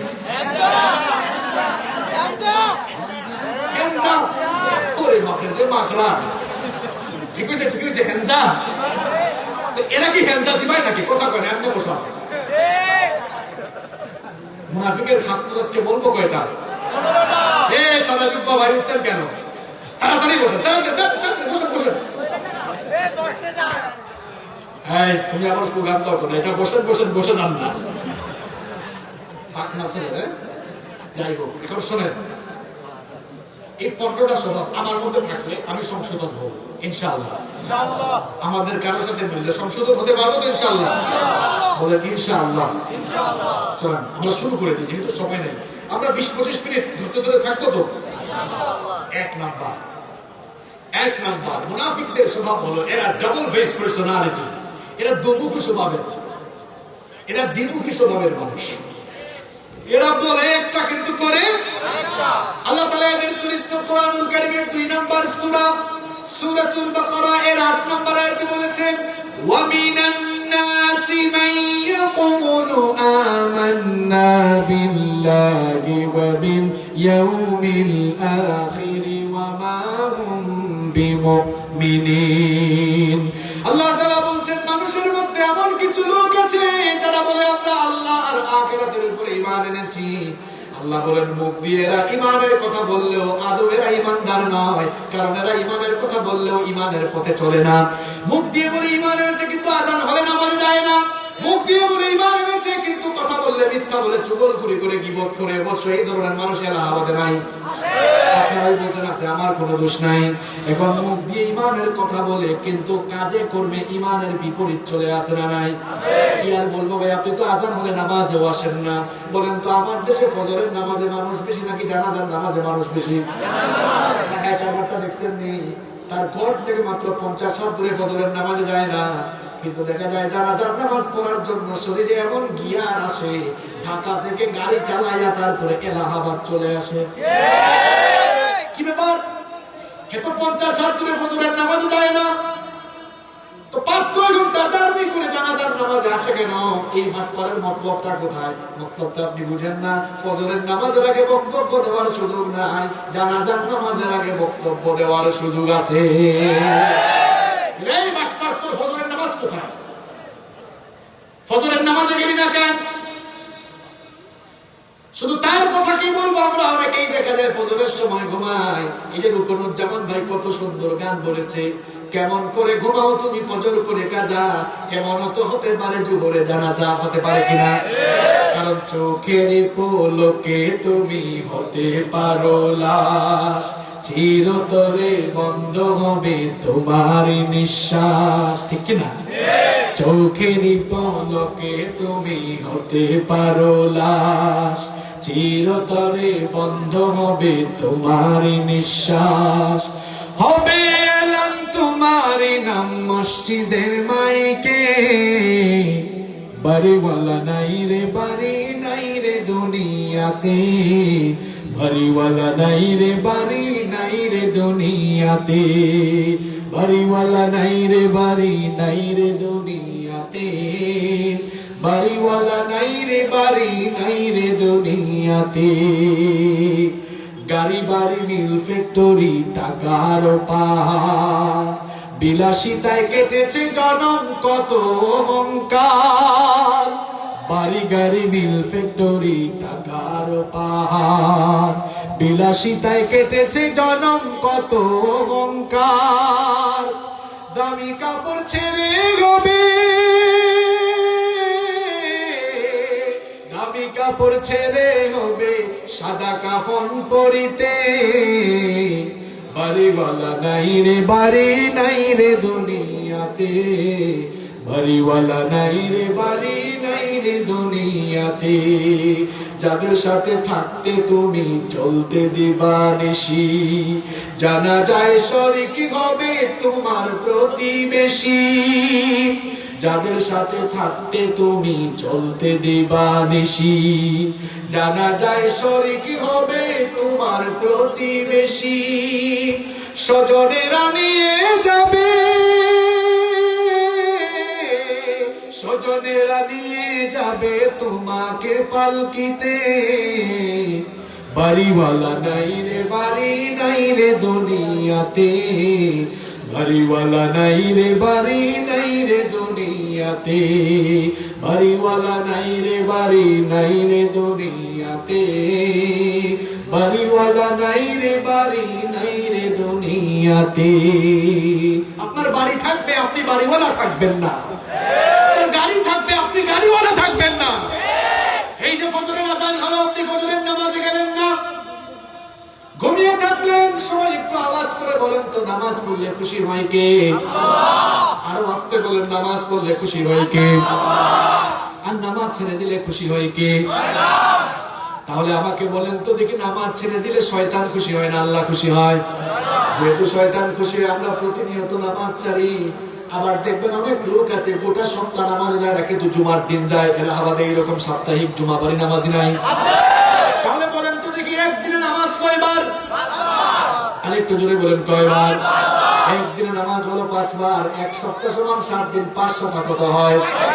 তাহলে এই লোকটা সপ্তাহে একবার জুমার নামাজে যায়, 35 ওয়াক্তের মধ্যে নামাজে যায় একবার। আল্লাহর গোলামি কয়বার হইল? আরো জোরে বলেন, একবার। আর বাকি 34 ওয়াক্ত নামাজে গিয়ে, নামাজে না গিয়ে লোকটা কার গোলামি করলো? তাহলে সপ্তাহের হিসাবে দেখা যায় এই লোকটা আল্লাহর গোলামের চাইতে শয়তানের গোলামি বেশি করে, সে আল্লাহর গোলাম নয়, শয়তানের গোলাম হয়ে গিয়েছে। আবার আমরা শয়তানকে এমন বন্ধু বানাইছি, আগে শুনো তারপরে না বলিও, শয়তানকে এমন দুস্থ বানিয়েছি, দেখা যায় অনেকে 7টা 8টার সময় ঘুম থেকে ওঠার জন্য ফোনে অ্যালার্ম দেয়। বলেন তো আমাদের সবার কাছে স্মার্টফোন আছে না নাই? আমারটা তো ভাঙা, আপনাদের কাছে মনে আরো ভালো আছে, তাই না? তো এই যে স্মার্টফোন সবার হাতে আছে, থাকুক না ভাঙা, আছে তো একটা। এই যে স্মার্টফোন, দেখা যায় স্মার্টফোনের মধ্যে সবাই অ্যালার্ম সেট করে 8টায় ঘুম থেকে উঠবে, বউকে ডেকে বলে বিবি ও বউ 8টায় ঘুম থেকে ডেকে দিও, নইলে অফিসে দেরি করে গেলে স্যার বকা দিবে, বস বকা দিবে। ও মিয়া, আপনি বসের বকা থেকে বাঁচার জন্য 8টায় অ্যালার্ম দিয়ে উঠতে পারেন, বউকেও বলতে পারেন, কিন্তু আপনার কলিজায় বসের চাইতে আল্লাহর ভয় এতটা কম, আপনি ফজরের নামাজে ওঠার জন্য বউকে বলতে পারেন না, এমনকি মোবাইল ফোনে অ্যালার্ম দিতে পারেন না। তার মানে আপনার কলিজার মধ্যে আল্লাহর চাইতে বসের ভয় অনেক বেশি, অনেক বেশি। আল্লাহর ভয় থাকলে তো আপনি 5টা অ্যালার্ম দিতেন। কেমন শয়তান আপনাকে ধরেছে 8টা 9টায় ঘুম থেকে উঠার জন্য 8টায় যদি অ্যালার্ম দিতে পারেন, কোন শয়তানের সঙ্গে আপনার বসবাস যে আপনি ভোরবেলা 5টায় ওঠার জন্য ফজরের আযানের সময় আপনি অ্যালার্ম দিতে পারেন না? কোন শয়তানের সঙ্গে বসবাস আপনার? মুনাফিকের স্বভাব হলো মুখ দিয়ে ঈমানের কথা বলে কিন্তু কাজ সব বেঈমানি। বলে আমি ঈমানদার। আচ্ছা বলেন তো একজন মানুষ ঈমানদার কিনা যাচাই করার জন্য প্রধান মানদণ্ড এবং মাপকাঠির নাম কি? আরো জোরে বলেন নামাজ। বলেন তো দেখি মুয়াজ্জিন নামাজে আসার জন্য কি দেয়? আরো জোরে বলেন, এই কথা বল না কেন? কি দেয়? আরো জোরে মনে করছেন কি হুজুর কোথায় কোথায় কথা বের করবে? এবার বলেন তো আযানের প্রথম বাক্য লা ইলাহা ইল্লাল্লাহ নাকি আল্লাহু আকবার? আল্লাহু আকবার। আচ্ছা বলেন তো আযানের প্রথম বাক্য আল্লাহ যদি চাইতেন লা ইলাহা ইল্লাল্লাহ হতে পারতো কিনা? আল্লাহ চাইলে হতে পারতো কিনা? কিন্তু আল্লাহ সিস্টেমটা করলেন, আযানের প্রথম বাক্য দিলেন আল্লাহু আকবার, আল্লাহু আকবার। এর সিগনিফিকেন্স আপনাকে বোঝা লাগবে। কেন আযানের প্রথম বাক্য আল্লাহু আকবার, আল্লাহু আকবার হলো? বুঝতে হলে এর অর্থের দিকে আপনাকে মনোযোগী হতে হবে। বলেন আল্লাহু আকবার, আল্লাহু আকবার অর্থ আল্লাহ সবচাইতে ছোট না আল্লাহ সবচাইতে বড়? আরেকটু জোরে বলেন, আল্লাহ সবচাইতে বড়। তার মানে মুয়াজ্জিন আযান শুরু করে আল্লাহু আকবার, আল্লাহু আকবার, আর মানুষকে বুঝাতে চায় আল্লাহ বড়, আল্লাহর হুকুমও বড় না ছোট? কিছু মানুষ আছে মুয়াজ্জিন বলতো আল্লাহু আকবার, আল্লাহ সবচাইতে বড়। কিছু মানুষ আযান শোনার পরে নামাজে না গিয়ে আল্লাহর সঙ্গে পাল্লা দিয়া নিজের কামের মধ্যে কাজের মধ্যে লিপ্ত থেকে বোঝায় না আল্লাহর হুকুমের চেয়ে আমারটাই বড়, এই জন্য নামাজে যায় না। আছে না নাই? সে যদি বুঝতো আল্লাহু আকবার মানে আল্লাহ সবচেয়ে বড়, আল্লাহর হুকুম বড়, সঙ্গে সঙ্গে কাজ বন্ধ করে দিয়ে নামাজে যেত কি যেত না? যদি বুঝতো তাহলে সব বন্ধ করে নামাজে চলে যেত। ঈমানের ঘোষণা দিয়ে ঈমানের বিপরীত কাজ করা যাবে না। ঈমানের ঘোষণা দিয়ে ঈমানের বিপরীত কাজ করার নাম ঈমানদারি নয়, এটার নাম মুনাফিকি। জোরে কোন কি? তাহলে আমরা ঈমান এনেছি, ঈমানের পথে চলার দরকার আছে না নাই? ঈমান এনে আমরা যদি ঈমানের বিপরীত চলি আমরা কি হয়ে যাব? আমরা কি মুনাফিক হতে চাই নাকি? আমরা কি হতে চাই? কষ্ট হচ্ছে আপনাদের? এবার আসেন মুনাফিকের 2 নাম্বার স্বভাব হলো, মুনাফিকের 2 নাম্বার স্বভাব হলো মুনাফিক গুলো ঈমানের লেবাস পরে মুসলমানের লেবাস পরে মুসলমানকে ধোঁকা দেয়। আল্লাহ রাব্বুল আলামিন কোরআনুল কারীমের 2 নাম্বার সূরা সূরাতুল বাকারা এর 9 নাম্বার আয়াতে বললেন ইউখাদিউনাল্লাহা ওয়াল্লাযীনা আমানু ওয়া মা ইয়াখদাউনা ইল্লা আনফুসাহুম ওয়া মা ইয়াশউরুন। আল্লাহ তাআলা বললেন মুনাফিক মার্কা স্বভাবের লোকেরা আল্লাহ আর ঈমানদারদেরকে ধোঁকা দিতে চায়, অথচ তারা জানে না তারা নিজেরাই ধোঁকা খাচ্ছে, প্রতারিত হয়ে যাচ্ছে। এরা এমন ভাবে ধোঁকা দেয়, দেখবেন আপনারা টুপি লাগাইয়া পাঞ্জাবি পরে মসজিদ কমিটির সভাপতি হয়, মাহফিল কমিটির সভাপতি হয়, আবার দেখবেন সুযোগ পাইলে নাচ গান কনসার্টের সভাপতি হয়। ঈমানদারদেরকে এসে দেখায় এই দেখ আমি খুব ঈমানদার, আল্লাহওয়ালা মানুষ, তোমাদের সঙ্গে আছি। আবার গায়ক গায়িকা নায়ক নায়িকাদের সামনে গিয়া বলে এই দেখো তোমাদের সঙ্গেও। এরা এমন কারবারি, দেখবেন মাদক বিরোধী সমাবেশে প্রধান অতিথি হয়ে বক্তব্য দেয়, আর রাতের বেলা মাদকের রাজত্ব করে যারা, তাদের সঙ্গে হাত মিলায়া তারপরে চাঁদা নেই, এদের কাছ থেকে আসে না না। আমার দেশে মাদক নির্মূল অধিদপ্তর নাই, আছে মাদক নিয়ন্ত্রণ আজি ব্যবস্থা। তো এই অফিস দিয়ে কি আপনারা নিয়ন্ত্রণ করেন নাকি? উচিত তো ছিল নির্মূল করা। কি আমি ভুল বলেছি নাকি? আচ্ছা বলেন তো, আমাদের সমাজে আমরা মাদক চাই কি চাই না? আমরা মাদক চাই কি চাই না? আমাদের পুলিশের ভাইরা চায় না। আমাদের মাননীয় প্রধানমন্ত্রী মাদকের বিরুদ্ধে, সরকারের লোকেরা মাদকের বিরুদ্ধে, প্রশাসনের লোকেরা মাদকের বিরুদ্ধে, আমরা হুজুররাও মাদকের বিরুদ্ধে। যেহেতু মাদকের বিরুদ্ধে আমরা, উচিত ছিল নাম দেওয়া মাদক নির্মূল অধিদপ্তর। তো মাদক নিয়ন্ত্রণ কেন দিলাম? নিয়ন্ত্রণ করার ইচ্ছা আছে নাকি? কি আজীব অবস্থা! ইমানদারের লেবাস পরে ইমানদারদের সঙ্গে মুনাফিকগুলো কেমনে ধোঁকাবাজি করে দেখবেন। দেখবেন মাহফিলের স্টেজেও এসে সভাপতি হবে কিংবা মানুষের সামনে বক্তব্য দিয়া বলবে আমি ওয়াজ মাহফিলের পক্ষে। আবার দেখবেন মাহফিলগুলোকে বন্ধ করার জন্য তলে তলে মিটিং করে এরা হলো মুনাফিক। ইমানদারের সামনে এসে ইমানদারি দেখায়, বেঈমানদের সাথে মিলিত হয়, বেঈমানি করে আসে না নাই? তাহলে ইমানের লেবাস পরে যারা এরকম বেঈমানি করে এরা ইমানদার না মুনাফিক? এই ধরনের মুনাফিকদেরকে আল্লাহ আমাদেরকে বাঁচাও। মুনাফিকের 3 নাম্বার স্বভাব হলো যেই দিকে বৃষ্টি ওই দিকে তার সাদা, যেই দিকে বৃষ্টি ওই দিকে সাদা। সুবিধাবাদ জিন্দাবাদ আছে না নাই? ওয়া ইদা লাকুল্লাযীনা আমানু ক্বালু আমান্না ওয়া ইদা খালাউ ইলা শায়াতিনিহিম ক্বালু ইন্না মাআকুম ইন্নামা নাহনু মুস্তাহজিউন। কথাকার আল্লাহ বলছেন মুনাফিকের স্বভাব হলো ইমানদারের সামনে আসলে বলে আমি ইমানদার মানুষ, আবার যখন বেঈমানদের সামনে যায় গিয়ে বলে আমরা তো ইমানদারদের সাথে খেলামেলা করি, আমরা আসলে তোমাদেরই। এমন একটা ভাব সামনে টুপিটা লাগাইয়া দেখা যায় ইমানদারদের সামনে এসে মুসল্লি মুসল্লি ভাব দেখায়, আবার সুযোগ পাইলে মুসল্লিদের দাড়ি ধরে ধরে টানে।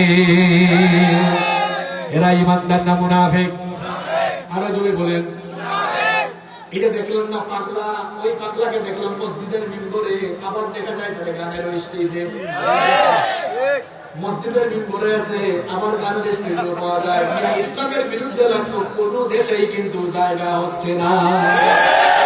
মাননীয় প্রধানমন্ত্রীকে আমরা ধন্যবাদ জানাতে চাই, তিনি ঐতিহাসিক যুগান্তকারী সিদ্ধান্ত নিয়ে এই ইসলাম বিরোধী নারী বিদ্বেষী টাকলাকে তার মন্ত্রিত্ব থেকে বহিষ্কারের জন্য আদেশ দিয়েছে। আমরা জানি আপনি ইসলামকে ভালোবাসেন, আপনি 5 ওয়াক্ত নামাজ পড়েন, তাহাজ্জুদ পড়েন, আপনি ইসলামকে ভালোবাসেন, আমরা জানি। সেই ভালোবাসার জায়গা থেকেই আমরা ইসলাম প্রিয় মানুষেরা আপনার কাছে দাবি জানাতে চাই, এই টাকলাটাকে আপনি দেশে ফিরিয়ে এনে নারী বিদ্বেষী ইসলাম বিদ্বেষী বক্তব্য দেওয়ার কারণে তাকে দৃষ্টান্তমূলক শাস্তির ব্যবস্থা করুন।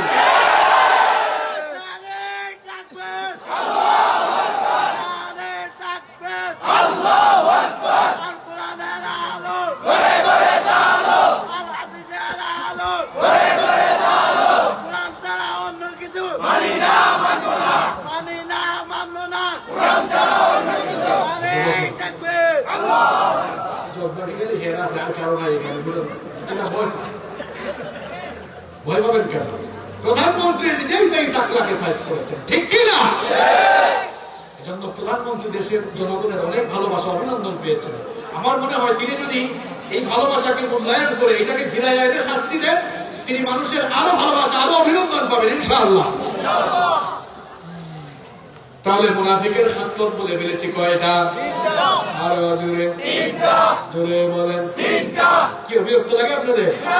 আমি তো বলছি 12টার আগে ছুটি দিব, ওই এত পাগল হইলে তো আমরা দিব, চলবে চলবে। এরপরে মুনাফিকের 4 নম্বর খাসলত হলো সে মানুষ দেখানোর জন্য কাজ করে, আছে না নাই?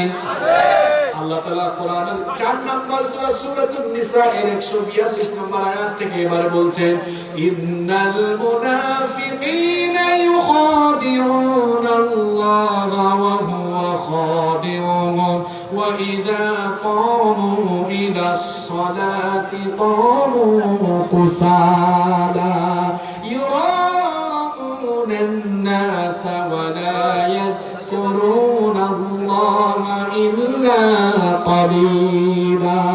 কথাকার আল্লাহ বললেন মুনাফিকগুলোর স্বভাব ভালো, এরা আল্লাহকে ধোঁকা দিতে চায়, অথচ তারা জানে না তারা এতে নিজেরাই প্রতারিত হচ্ছে। ওয়া ইযা কামু ইলা সলাতি কামু কুসালা, এদের স্বভাব হলো মানুষ দেখাবার জন্য কাজ করে, এমন কি মানুষকে দেখাবার জন্য মাঝে মাঝে নামাজ আদায় করে। দেখবেন এমনি তারে মসজিদে পাওয়া যায় না, হঠাৎ করে দেখা গেছে এখানে কিছু মানুষ নামাজ পড়তেছে, আমি যদি নামাজ না পড়ি বলবে আমি ভালো না, এই জন্য ওযু থাকবা না থাকুক কি আপনি আল্লাহু আকবার আছে না নাই? আবার এই ধরনের নামাজ ইলেকশন আসলে কিন্তু বেশি বাড়ে। দেখা যায় অন্যান্য সময় খুব একটা নামাজ পড়ে না, ইলেকশন আসলে হাতের মধ্যে তাসবিহ আছে না নাই? এবার ইলেকশন আসলে হাতের মধ্যে তাসবিহ, এর আগে তাসবিহ নাই, ইলেকশন আসলে হাতের মধ্যে তাসবিহ, মাথায় টুপি। অসুবিধা নাই, ভালো। কেউ যদি সংশোধনের উদ্দেশ্যে দিয়ে দেয় তাহলে ভালো, অসুবিধা। কেউ সংশোধন হতে চাইলে আমরা তাকে নিয়ে ঠাট্টা মশকরা করবো, কিন্তু আপনি এবার ফাইজলামি করেন কেন? দেখা যায় সবসময় করেন না, ইলেকশন আসলে করেন, ইলেকশনের পরে আবার বাদ দেন। এইরকম ফাইজলামি করে মানুষের সঙ্গে আপনি ধোঁকাবাজি করে। অনেক মানুষ দেখা যায় সব জায়গায় দান খয়রাত করে না, যেখানে দান খয়রাত করলে বাহবা পাওয়া যাবে ওইখানে করে। আছে না নাই? আমার নামটা একটু উঁচা করে বলবেন। এই যে মানুষ দেখানো কাজ, আপনারা কি রাগ হচ্ছে? আল্লাহর কথা, আল্লাহ বলছেন এটা মানুষ দেখানো কাজ করে। আবার দেখবেন অনেক মানুষ হজে যায়, খবর হয় না। আবার এলাকার কেউ কেউ হজে গেলে গোটা উপজেলা খবর হয়। আবার হাজী সব সংবর্ধনা আগেই নিয়ে নেয়। অনেকে আবার 2বার 3বার হজ করার পরে হাজী লেখলে রাগ করার কথা, হাজী লোক শিখলাম আমরা আলহাজ না লেখা, 2বার হজ করে ফেলছে, এখন কি আমি হাজী নাকি? আচ্ছা বলেন তো নবীজি হজ করছেন কিনা? আমরা কি বলি নাকি আলহাজ মুহাম্মদ সাল্লাল্লাহু আলাইহি ওয়াসাল্লাম? আবু বকর হজ করেছেন কিনা? আমরা কি বলি নাকি আলহাজ আবু বকর? ওমর রাদিয়াল্লাহু আনহু হজ করছেন কিনা? আমরা কি বলি নাকি আলহাজ ওমর রাদিয়াল্লাহু আনহু? একটা ফরজ আদায় করে যদি হাজী লাগানো লাগে, এলাহাবাদের যে লোক দৈনিক 5টা ফরজ আদায় করে 5 ওয়াক্ত নামাজ আদায় করে, দেখা যাবে তাই যে তার নামের আগে মুসল্লির মুখ লাগানো লাগবে। এটা লাগাবেন না, দোকান নেই, কারণ এটা আমাদের পূর্বসূরি সালফে সালেহিনদের আমল ছিল। আপনারা বলবেন হুজুর এটা কেমন কথা বলেন, আমরা তো হজে গেলেই আমাদেরকে পুলিশে ডাক দেয় ইয়া হাজ্জি ইয়া হাজ্জি। আচ্ছা আপনার নাম জানে না? আচ্ছা মনে করেন আপনার মসজিদে মুসল্লি একজন আসছে, নাম জানেন না, তখন কি বলেন? সম্মানিত মুসল্লি বলেন। ঠিক এই কাজটা আপনি নাম না জানলে যখন বলেন মুসল্লি ভাই এদিকে আসেন, ঠিক ওই ব্যক্তি আপনার নাম জানা বলেন যে হজ করতে গিয়েছে, তাকে আরবিতে বলা হয় হাজ্জি, যখন বলে ইয়া হাজ্জি এদিকে আসেন, নাম জানা না বলে এটা বলেছে। এজন্য কি সবসময় লাগাইতে হবে নাকি? অনেকে আছে হজে যাওয়ার আগে দাওয়াত খাওয়ায়, আবার উপস্থাপককে বলে আমার নামে কিন্তু আলহাজ লাগাই। এই যে মানুষ দেখাবার জন্য কাজ করা, আমার কথা কি রাগ করতেছেন আপনারা? আমার কথা না তো, আমি তো আগেই বলেছি আমরা সংশোধন হওয়ার জন্য আজকে আলোচনা শুনবো। আগেই বলেছি মুনাফিকি ভাইরাস নিয়ে বললে অসুবিধা আছে। জাহান্নামে কই যাওয়া লাগবে? জাহান্নামে যাওয়ার খায়েশ হচ্ছে, কার কার হাত তুলেন। তার মানে সবাই অত্যন্ত মনোযোগী আছে না গেছে? পেটে ক্ষুধা নিয়ে শুনতেছে, অসুবিধা নাই। আমি তো খাই নাই, আছে না? খবর তো দিতে হবে, শেষ তো করে ফেলতে পারে। মেসেজ দিয়ে ফেলছে খানার জন্য না? কষ্ট হচ্ছে আপনাদের? চলবে চলবে নাকি দোয়া দিয়ে দেবো? তাহলে মুনাফিকের 4 নম্বর খাসলত হলো কি দেখানো কাজ করে? আমাদের বলেন লোক দেখানো কোন কাজ আমরা করব না। আমরা যা কিছু করব সব কাজ সন্তুষ্টির জন্য করব।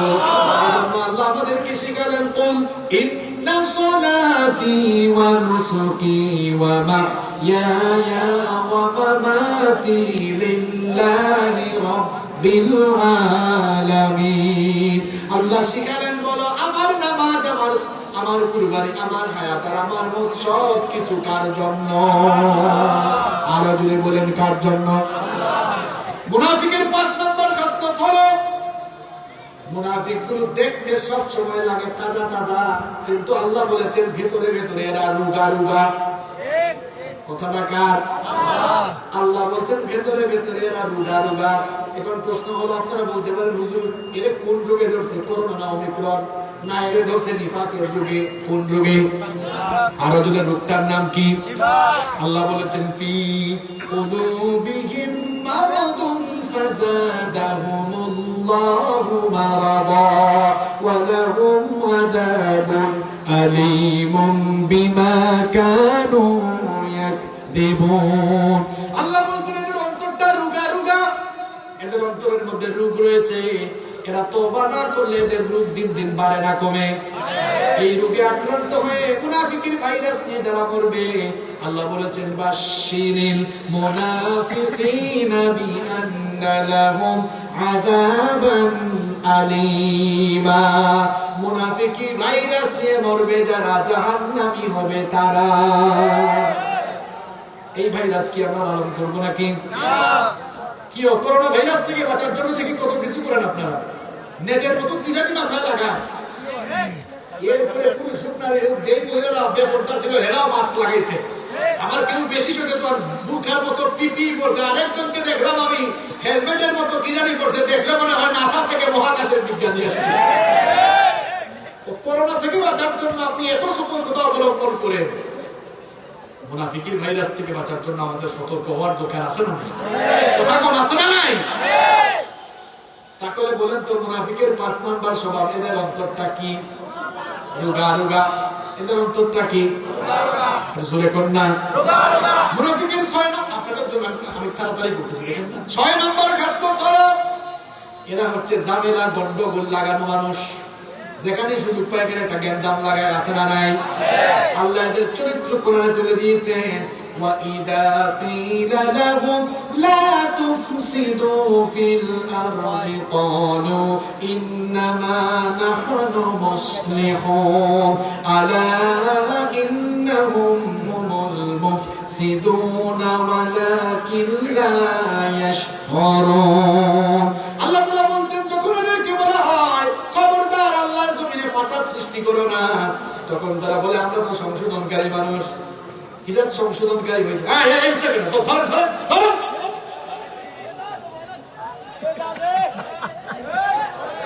বসেন বসেন, দিকে তাকান।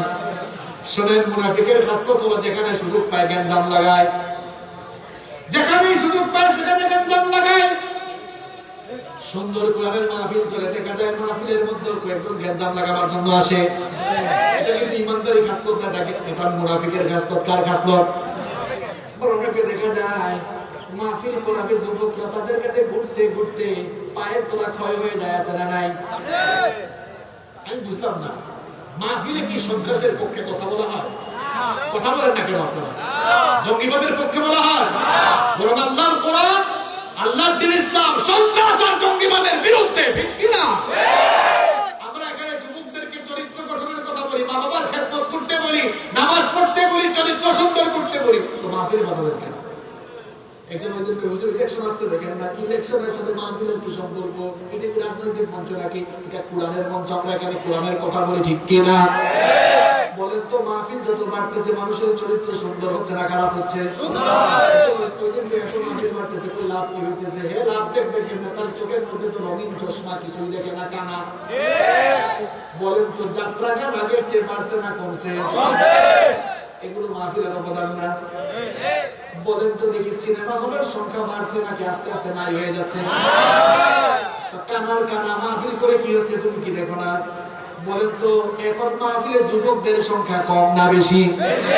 আমি ছোটবেলায় মাহফিলে গিয়ে দেখতাম সব বাবারা পান খাইয়া গিয়া ওয়াজ শুনতেছে, আর এখন দেখেন আমার বাবাদের সংখ্যা কম কিন্তু আমার জোয়ান ভাইদের সংখ্যা কম না বেশি? চশমা লাগে এমন কানা হয়েছে দেখো না, এগুলো কিসের বরকতে হয়েছে? এখন যুবকদের মুখে দাড়ি কম না বেশি? দেখেন কি সুন্দর, আমার যুবক ভাইদের মুখের মধ্যে কতজনের দাড়ি আছে, যাদের না এরা রেখে ফেলবে ইনশাআল্লাহ। তো যারা বলে মাহফিল দিয়ে কোনো উন্নতি আমরা দেখছি না, আমরা বলবো এই লোকটা আসলে হয় কানা হয়ে গেছে অথবা নাস্তিক মুরতাদদের সঙ্গে সে সুর মিলিয়েছে। কানা কোথাকার? দেখো না তুমি কি হচ্ছে এখন? আস্তে আস্তে মসজিদের মধ্যে যুবকদের সংখ্যা, মুসল্লি বাড়তেছে না কমতেছে? এই যে এখানে সবাই যুবক বেশি না বুড়া বেশি? তাহলে ওয়াজ মাহফিল বাড়লে সমাজের লাভ আছে না নাই? এই যুবকগুলো হয়তো রাতের বেলা ডিজে পার্টি করতো।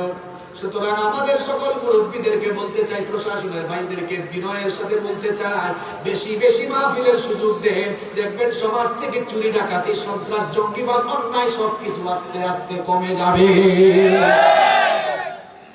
আল্লাহ আমাদের বুঝার তৌফিক দান করেন।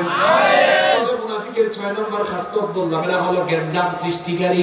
কি সৃষ্টিকারী? গ্যাঞ্জাম। মুনাফিকের 7 নম্বর বৈশিষ্ট্য হলো এরা কথায় কথায় মিথ্যা বলে। কি বলে? মিথ্যা বলে। এটা কিন্তু আমাদের অনেকের সাথে মিলতেও পারে। নবীজি বলেছেন মুনাফিকের খাসলত 3টা, অন্য হাদিসে আরেকটা বাড়ায় বলেছেন 4টা। এর মধ্যে একটা হলো ইদা হাদ্দাতা কাযাবা, মুনাফিক যখন কথা বলে কথায় কথায় মিথ্যা বলে। ঠিক তো কইছেন, সারা দিনে কয়টা মাসের মিথ্যা বলে? এটা একজন হিসাবে স্বীকারও করছে, কয় হুজুর হিসাব ছাড়া হইছে। বলেন তো কার মুখে দুর্গন্ধ বেশি? বুঝে শুনে বলে এদিক থেকে জবাব দিচ্ছে, সঠিক উত্তর আপনি নাকি? এক জায়গায় মাহফিলে গেছে, কইলাম কার মুখে দুর্গন্ধ বেশি? কয় হুজুর যারা ম্যাজিক দিয়ে দাঁত ব্রাশ করে না। আমি বললাম কি হলো, আপনি কি ম্যাজিক কোম্পানিতে চাকরি করেন নাকি? বলে ম্যাজিকের কথা কেন বললেন, ক্লোজ আপের কথা কেন বললেন না? এরকম একজন বলছে। আসলে কার মুখে দুর্গন্ধ বেশি শুনেন? নবীজি বলেছেন যেই লোক মিথ্যা বলে তার মিথ্যা কথার দুর্গন্ধে রহমতের ফেরেশতা তার ধারে কাছেও থাকে না। চিন্তা করছেন? বলেন তো আমার নবী জীবনে একটা দিন কি মিথ্যা বলেছেন নাকি? না। আরে কি পয়গম্বরের অনুসারী আমরা! 63 বছরের জীবনে একটা মিথ্যা কথা তার জবান দিয়ে বের হয় না। আর আপনি আমি কি করি? মিথ্যার ছড়াছড়ি। আমরা এখন খোলা মাইয়াদের সামনে মিথ্যা বলে এদেরকে মিথ্যা শিখাই। এক ছেলে আর বাপের গল্প মনে পড়ছে, বলবো নাকি? বলবো। এক বাপ ঘরে আসছে, আসার পরে দেখতেছে তার ছেলে লিখতেছে। কই বাবা দেখি তো কি লেখো? লেখা দেখে দেখে আয় আয় তোমার লেখা তো খারাপ, পিসার টেম্বো গেটে বাঁকা তারা, লেখা তো সুন্দর না। আসো বাবা আমি তোমাকে লিখে দেই, এরপরে আমার হাতের লেখা দেখে তুমি ট্রাই করে দেখবা হাতের লেখা সুন্দর হবে। এখন বাপ তার ছেলের খাতার মধ্যে লিখেছে সত্য মানুষকে মুক্তি দেয়, মিথ্যা মানুষকে ধ্বংস করে। হ্যান্ড রাইটিং মাশাআল্লাহ সুন্দর। এরপরে বলল বাবা ধর, আব্বু লিখে দিলাম, এটা দেখে দেখে তুই ট্রাই কর, তোর লেখাও সুন্দর হবে। এখন ছেলেও সুন্দর করে টেবিলে বসে লিখতেছে। কিছুক্ষণ পর কলিং বেল। কি বেল? Calling bell. দরজা ফাঁক দিয়ে দেখছে আব্দুল সালাম ভাই না, 10,000 টাকা পায়।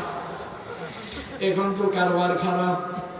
ছেলের কাছে এসে বলে বাবা রে দরজাটা আস্তে করে খুলে বলো চাচা আঙ্কেল আজকে আব্বু বাসায়? ছেলে বলতেছে আব্বু একটু আগেই না আমারে শিখাইলেন সত্য মানুষকে মুক্তি দেয়, মিথ্যা মানুষকে ধ্বংস করে। বাবা তখন কয় বাবা রে খাতার লেখা খাতায় থাকুক, এখন তুই আমারে এই কথা বলে আগে নাজাত দে। আছে এরকম আছে? কেমনে আমরা মিথ্যা বলে ফোন আসছে আছে, এরা আবার কয় আমি কসবা আছে গ্রিন লাইনের কাছে কই আমি বিমানে পার্ট নেই। আছে না নাই? কেন আপনি বলতে হুজুর একটা দুটো মিথ্যা না বলছি কি হয়েছে? না রে ভাই মিথ্যা বলার কুফল হলো 2টা। কয়টা? 2টা। আর জোরে 2টা। মিথ্যা বলার 1 নম্বর কুফল হলো মিথ্যা বলার কারণে মানুষ মুনাফিক হয়ে যায়। আর মুনাফিক হলে জান্নাত নাকি জাহান্নামের নিচতলা? মিথ্যা বললে মুনাফিক হয়, মুনাফিকের পরিণতি জাহান্নামের নিচতলা। আর মিথ্যা বলার 2 নম্বর কুফল হলো মিথ্যা বললে জবানের হক নষ্ট হয়। তাহলে বলেন তো আমরা জাহান্নামে যেতে চাই কি চাই না? চাই না। জাহান্নামে যেতে চাই না, কারণ মুনাফিকরা তো জাহান্নামে যাবে। আর মানুষ মিথ্যা বললে মুনাফিক হয়। আজ থেকে মিথ্যা বলা বাড়াবো না কমাবো? দেখুন উত্তরে কমাবেন মানে কিছু কিছু বলবেন। আপনার সিলেটি ভাষা সিলেট হয় তুলা তুলা মাথা দিলে অসুবিধা না, তুলা তুলা মাথা দিত না, একবারে ফুরাফুরি সারা বাদ দিলে অকলতা হকলতা বাদ দেওয়া লাগবে, হকল মিথ্যা মাত হকল মিশা মাত বাদ দেওয়া লাগবে। পারবা তো ইনশাআল্লাহ? এটা মাঝে মাঝে সিলেটি মাতলেবে জানো জানি আপনারা। খুশি নাই না? খুশি খুশি, আমার চাচা খুশি, আমিও খুশি আলহামদুলিল্লাহ। মিশা মাত তুলা তুলা মাথা দেখতো না, একবারে হকলতা বাদ দেওয়া লাগবে, সব বাদ দিব তো। আমি একটু আগে টেস্ট করলাম আপনাদের মনোযোগ, বললাম মিথ্যা কথা আমরা এখন থেকে বলবো না, কমাবো। কমাবেন কেন? উত্তর হবে একেবারে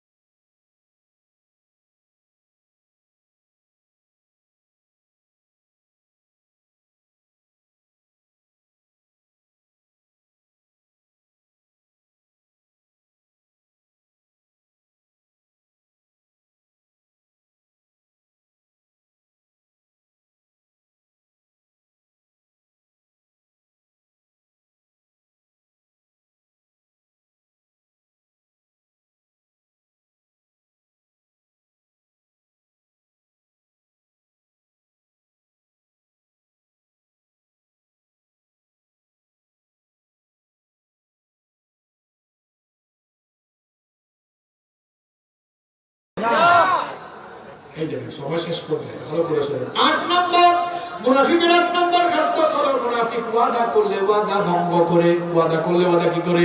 ভঙ্গ করে। নবীজি বলেছেন মুনাফিকের স্বভাব হলো ইজা ওয়াদা আখলাফা, যখন সে ওয়াদা করে ওয়াদা ভঙ্গ করে।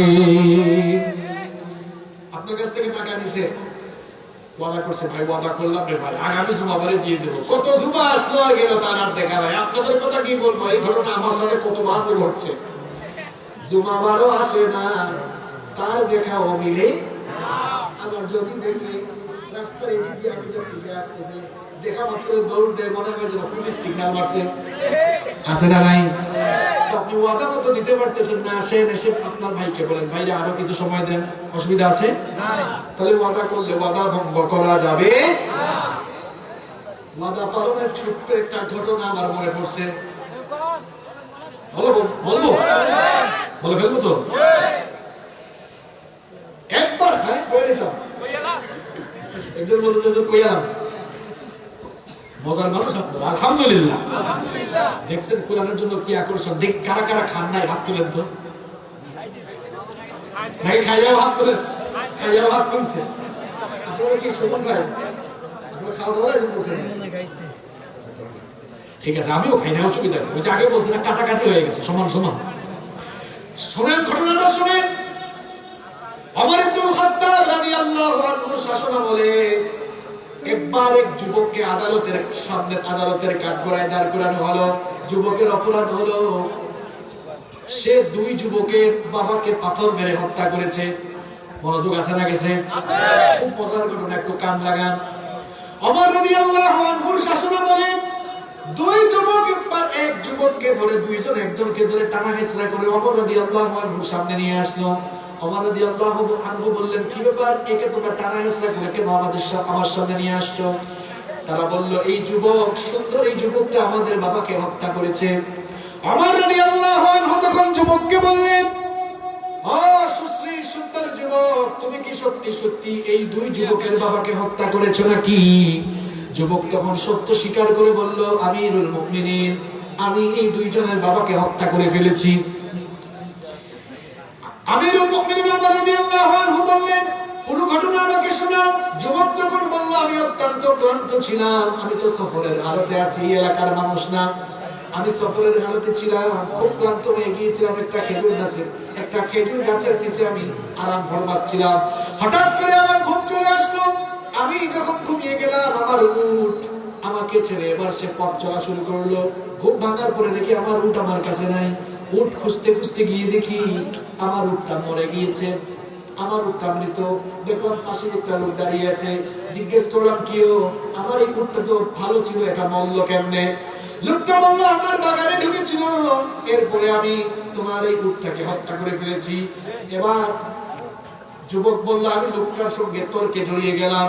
তর্কের এক পর্যায়ে আমি আমার রাগ নিয়ন্ত্রণ করতে না পেরে একটা পাথর হাতে নিয়ে আমি লোকটার মাথার মধ্যে ছুঁড়ে মারলাম।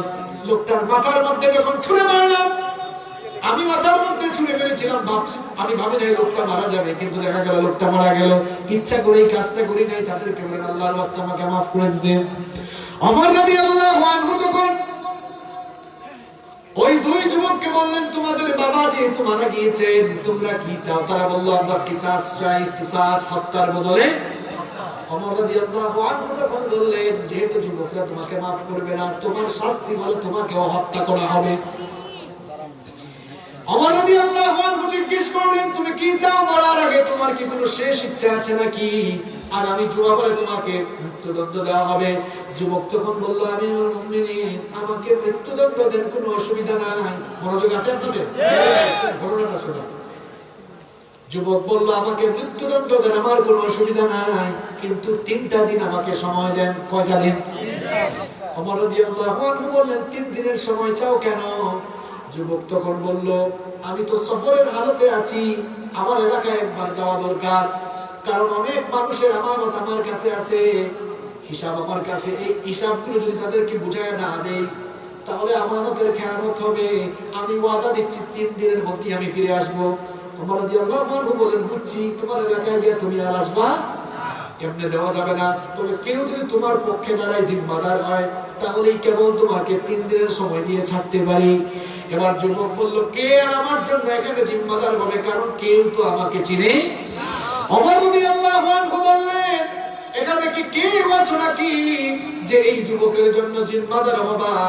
কেউ দাঁড়ায় না। হঠাৎ করে নবীজির প্রিয় সাহাবী আবু যার গিফারী রাদিয়াল্লাহু আনহু দাঁড়িয়ে গেলেন। আবু যার গিফারী রাদিয়াল্লাহু আনহু দাঁড়িয়ে বললেন, আমিরুল মুমিনিন, এই যুবকের জন্য আমি তার জিম্মাদারি গ্রহণ করলাম। ওমর রাদিয়াল্লাহু আনহু বললেন, বুঝে শুনে সিদ্ধান্ত না। জিম্মাদারি গ্রহণ করার মানে হলো যুবক না আসলে তোমার উপর মৃত্যুদণ্ড পতিত হওয়া। ভালো করে বুঝে সিদ্ধান্ত নাও। তিনি বললেন, অসুবিধা নাই, বুঝে শুনে সিদ্ধান্ত নিলাম, আমার ভাইটাকে ছেড়ে দেন, যেহেতু সে ওয়াদা করেছে 3 দিনের মধ্যে ফিরে আসবে। যুবককে ছেড়ে দেওয়া হলো। আস্তে আস্তে 3 দিনের মেয়াদ শেষ হয়ে গেল, কিন্তু যুবক ফিরল না। জুমার দিনে তার মৃত্যুদণ্ড কার্যকর হওয়ার কথা ছিল। গোটা মদিনায় থমথমে অবস্থা বিরাজ করছে। জুমার আযান হয়ে গেল, ওই যুবক ফিরল না। সাহাবায়ে কেরাম আফসোস করতেছেন, আরে আবু যার গিফারী রাদিয়াল্লাহু আনহু অত্যন্ত ভালো মানুষ, এই যুবকের জন্য জিম্মাদারি গ্রহণ করে আজ বুঝে তার জান চলে যাবে। স্বয়ং ওমর রাদিয়াল্লাহু আনহু বিচারক, তার নিজেরই খারাপ লাগতেছে। নবীজির প্রিয় সাহাবী, রাসূলুল্লাহর প্রিয় সাহাবী আবু যার গিফারী আমার ভাই, না জানি আজ তার মৃত্যুদণ্ডের রায় আমার দেওয়া লাগতে পারে কিনা। ওমর রাদিয়াল্লাহু আনহুর মন খারাপ। জুমার নামাজ শেষ হয়ে গেল, যুবক আসলো না। সূর্যাস্তের সময় নির্ধারণ করা হলো, সূর্যাস্তের সময় মৃত্যুদণ্ড কার্যকর করা হবে। যেই জল্লাদ মৃত্যুদণ্ড কার্যকর করবে, জল্লাদের হাত কোনোদিনও কাঁপে নাই, আর জল্লাদের হাত কাঁপতেছে, কারণ একজন নিরপরাধ মানুষকে মৃত্যুদণ্ড দেওয়া হবে। জল্লাদ যখন আস্তে আস্তে মৃত্যুদণ্ড কার্যকর করার জন্য হাঁটি হাঁটি পা করে এগিয়ে যাচ্ছে, অন্যদিকে চতুর্দিকে জড়ো হওয়া সব মানুষেরা কান্না শুরু করেছে। আহারে, অচেনা একটা যুবকের জন্য আবু যার গিফারী এখন মৃত্যুর মুখে পতিত হচ্ছেন। যখন জল্লাদ মৃত্যুদণ্ড কার্যকর করতে যাবে, হঠাৎ করে মরুভূমির দিকে লক্ষ্য করলো। একজন লক্ষ্য করলো মরুভূমির বালি উড়িয়ে কে যেন খুব দ্রুত ঘোড়া চালিয়ে আসতেছে। ওমর রাদিয়াল্লাহু আনহু বললেন, থামো, একটু অপেক্ষা করো, দেখি কে আসে, হয়তো যুবকটা চলে আসতে পারে। ঠিকই দেখা গেল যুবকটা দ্রুত ঘোড়া চালিয়ে আসলো। ওমর রাদিয়াল্লাহু আনহু বললেন, তুমি তোমার ওয়াদা মতোই আসছো, কিন্তু এত দেরি করলে কেন? আরেকটু আগে আসতো না কেন? যুবক তখন বলল, আমিরুল মুমিনিন, আসার সময় আমার ঘোড়ার পায়ের মধ্যে কিছু সমস্যা দেখা দিয়েছিল, নইলে আমি কিন্তু ওয়াদা মোতাবেক অনেক আগে আসতাম। ওমর রাদিয়াল্লাহু আনহু এবার মৃত্যুদণ্ড কার্যকর করার আগে তিনি এবার যুবককে প্রশ্ন করলেন, যুবকরা তুমি কেন আসলে? তুমি যদি আর ফিরে না আসতে, তাহলে তো তুমি বেঁচে যেতে। নির্ঘাত তুমি জানো আজ তোমার মৃত্যু হবে, মৃত্যু জেনেও তুমি কেন আসলে? যুবক তখন বলল, আমিরুল মুমিনিন, আমি একজন ইমানদার মরতে পারে, ওয়াদা ভাঙতে পারে না। আমি তো ওয়াদা করে গিয়েছিলাম আমি আসবো, সুতরাং আমি যদি না আসি গোটা দুনিয়ায় খবর হয়ে যেত। একজন ইমানদার ওয়াদা করে ওয়াদা রক্ষা করে না, আর আমি ওয়াদার খেলাফ করে মুনাফিক হয়ে বাঁচতে চাই না, মুনাফিক হয়ে মরতে চাই না। ওয়াদা রক্ষার জন্য প্রয়োজনে আমি জীবন দিয়ে দেব। আল্লাহু আকবার। শুনতেছেন আপনারা? এবার ওমর রাদিয়াল্লাহু আনহু বললেন বিচার করে পরে আরেকটু দাঁড়াও। আবু যর গিফারি রাদিয়াল্লাহু আনহুকে বললেন তুমি তো যুবকটারে চেনো না, তাহলে যুবকটার জন্য তুমি কেন জিম্মাদার হয়ে গেলে? আহারে আমরা আমাদের ভাই বিপদে পড়লে সহযোগিতা করি না, কোথাও আগুন লাগলে এখনকার যুগের মানুষরা কেরোসিন ঢালে, পানি ঢালে না। আমাদের পূর্ববর্তী সালফে সালেহিনরা কেমন মানুষ ছিলেন শুনেন। আমিরুল মুমিনিন বললেন কি ব্যাপার, তুমি তো তাকে চেনো না, কেন তার জিম্মাদার? বলে যুবক না আসলে আজকে তোমার মৃত্যু হয়ে যেত। আবু যর গিফারি বললেন আমিরুল মুমিনিন, আমি একজন ঈমানদার, আমার একজন ঈমানদার ভাই বিপদে পড়েছে, আমি যদি তাকে সহযোগিতা না করি কিয়ামতের দিন আল্লাহ আটকাবেন। তোমার ভাইটা বিপদে পড়েছিল, সহযোগিতা করলে না কেন? আল্লাহর সামনে যেন আমাকে আসামির কাঠ করায় দাঁড়ানো না লাগে, এই জন্য আমার ভাইকে সাহায্যের জন্য আমি জিম্মাদার হয়েছি। এখন আমাদের মধ্যে কত গুতাগুতি, আপনাদের কথা কি বলবো, আমাদের হুজুরদের মধ্যে এখন বেশি গুতাগুতি। দেখতে পারেন আমরা ইসলাম বুঝি তো এটা কওমি টুপি, এটা আলিয়া টুপি, এটা সুন্নি, এটা আলে হাদিস টুপি, এটা নামাজি টুপি, আছে না নাই? মিয়া তুমি টুপির মধ্যে ইসলাম খুঁজো, মুসলমান তুমি ইসলাম, তুমি টুপির মধ্যে ইসলাম খুঁজো। এই সুযোগে ইসলাম বিরোধীরা মুসলমানদের উপরে কুরবানি চালানোর সুযোগ পেয়েছে। ফরজ নিয়ে তো মারামারি নেই, নফলে সফল ডুব, ফরজ নিয়ে তো মারামারি নেই, নফলে সফল ডুব, টুপির আকার আকৃতি নিয়ে গবেষণা হয় খুব, আছে না নাই? আলেমে আলেমে বিভেদ, এখন জালিমে জালিমে দোস্তি, পথের ঠিকানা জানা নেই কারো, কে কোথায় পাবে স্বস্তি, কে কোথায় পাবে স্বস্তি, ঠিক কিনা? আরো জোরে বলেন। সালাতে দুহাত কোথায় বাঁধবে, নাভির উপরে বুকে, আমিন বলবে চুপি সারে নাকি সজোরে আওয়াজ ফুকে, ছোট আরো ছোট বিষয় নিয়ে চলছে ভীষণ দ্বন্দ্ব, সব দল ভাবে আমরাই ভালো, অন্যরা কালো মন্দ, ফরজ নিয়ে তো মারামারি নেই, নফলে সফল ডুব, টুপির আকার আকৃতি নিয়ে গবেষণা হয় খুব, এই সুযোগে আপনারা দেখো হাকিয়ে বেড়ায় হস্তি, জালিমে জালিমে দোস্তি, আলেমে আলেমে বিভেদ, এখন জালিমে জালিমে দোস্তি, পথের ঠিকানা জানা নেই কারো, কে কোথায় পাবে স্বস্তি, কে কোথায় পাবে স্বস্তি, খেতির নেশায় আলেমের মন ব্যস্ত, ভীষণ ব্যস্ত, এই সমাজের সব কাজ তাই জালিমের হাতে ন্যস্ত, নিজের হিসাব করে নালে মনের কথা ভাবে, বিরোধকারীরা জান্নাতে নাকি জাহান্নামেই যাবে, কাফের ফাসিক লক্ষ্যপত পকেটে আছে জমা, আল্লাহর কাছে ছাড় আছে তবু তার কাছে নাই ক্ষমা, হেরার চেরাগে চিনতে পারেনি এখনো আপন পর, জালিমের হাতে চলে গেছে তাই নিজের সাজানো ঘর, হেরার চেরাগে চিনতে পারেনি এখনো আপন পর, জালিমের হাতে চলে গেছে তাই নিজের সাজানো ঘর, সালতানাতের মিনার হারিয়ে আশ্রয় তার বস্তি, জালিমে জালিমে দোস্তি, আলেমে আলেমে বিভেদ, এখন জালিমে জালিমে দোস্তি, পথের ঠিকানা জানা নেই কারো, কে কোথায় পাবে স্বস্তি, কে কোথায় পাবে স্বস্তি, ঠিক কিনা? আমরা যদি সব চলাচলি ভুলে গিয়ে, আমরা যদি সব মানুষেরা, আমরা যদি সমস্ত মুসলমানরা দল মতের ঊর্ধ্বে উঠে, আমরা যদি একই পতাকা তলে ঐক্যবদ্ধ হতে পারতাম, তাহলে এই দেশে ইসলামের বিরুদ্ধে কেউ কথা বলার সাহস হবে তো না। ঘটনার কথা মনে আছে? জিজ্ঞেস করে তুমি তার জন্য জিম্মাদার হলে কেন? তিনি বললেন আমার ভাই বিপদে পড়েছে, আমি জিম্মাদার না হলে আল্লাহর কাছেও যেমনি অপরাধী হব, মানুষও বলবে, মুসলমানদের কাছে যেমন একজন বিপদে বললে আরেকজন এগিয়ে আসে। ওমর রাদিয়াল্লাহু আনহু বললেন বিচার ফাইনাল হয়ে যাবে, আরেকটু বাকি। তিনি ওই যুবকদেরকে ডাকলেন, যে যুবকদের বাবাকে হত্যা করা হয়েছিল, বললেন ওই যুবকদেরকে বললেন তাহলে বিচার কার্যকর হয়ে যাক। যুবকরা বলল আমিরুল মুমিনিন না, আমার এই ভাইকে, যে ভাইটা ওয়াদা মোতাবেক চলে আসছে, তারে মৃত্যুদণ্ড দেওয়া লাগবে। ওমর রাদিয়াল্লাহু আনহু ঘটনা কি 3 দিন আগেই তো তারে মারার জন্য পাগল হয়ে গেল, আজকে আবার নিষেধ করো কেন? তারা বলল আমাদের এক ভাই অনিচ্ছাকৃত ভাবে একটা ভুল না হয় করে ফেলেছে, মাফও চেয়েছে, যদি মাফ করে না দেই মানুষ ভাববে মুসলমানদের অন্তর বড় পাষাণ, পাষাণ হৃদয় হতে চাই না, আমার ভাইকে আল্লাহর ওয়াস্তে মাফ করে দেন। সুবহানাল্লাহ। ঘটনাটা মনে থাকবে? দেখছেন ওয়াদা পালন করে কেমনে? আর আপনি কি টাকা কিছু পায় আপনি জান না, ওয়াদা খেলাফ করা কিসের আলামত? কষ্ট হচ্ছে? শেষ আমাদের আলোচনা। নাম্বার 9 নাম্বার মুনাফিকের খাসলত হলো আমানতের খেয়ানত করে। আমানতের খেয়ানত মুনাফিকের আলামত।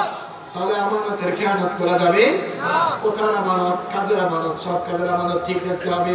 আপনি দায়িত্ব পেয়েছেন, দায়িত্বটাও আমানত। এখন দায়িত্ব পাওয়ার পরে আমাদের চেহারা এমন ভাবে পাল্টায়া যায়, দেখা যায় আমানতের খেয়ানত আমরা এমনি করে নবীর হাদিস অনুযায়ী বলতে হয়। নবীজি বলেছেন আখিরি জামানায় এমন সময় আসবে ইদা কানাল মাদনা মুদুলা, রাষ্ট্রের সম্পদকে অনেক চোরেরা নিজের দিয়ে তাদের চরিত্র ফাঁস হয়ে যায়। এজন্য এদের স্বভাব হলো মসজিদে ইমামকে হক কথা বলতে দেয়।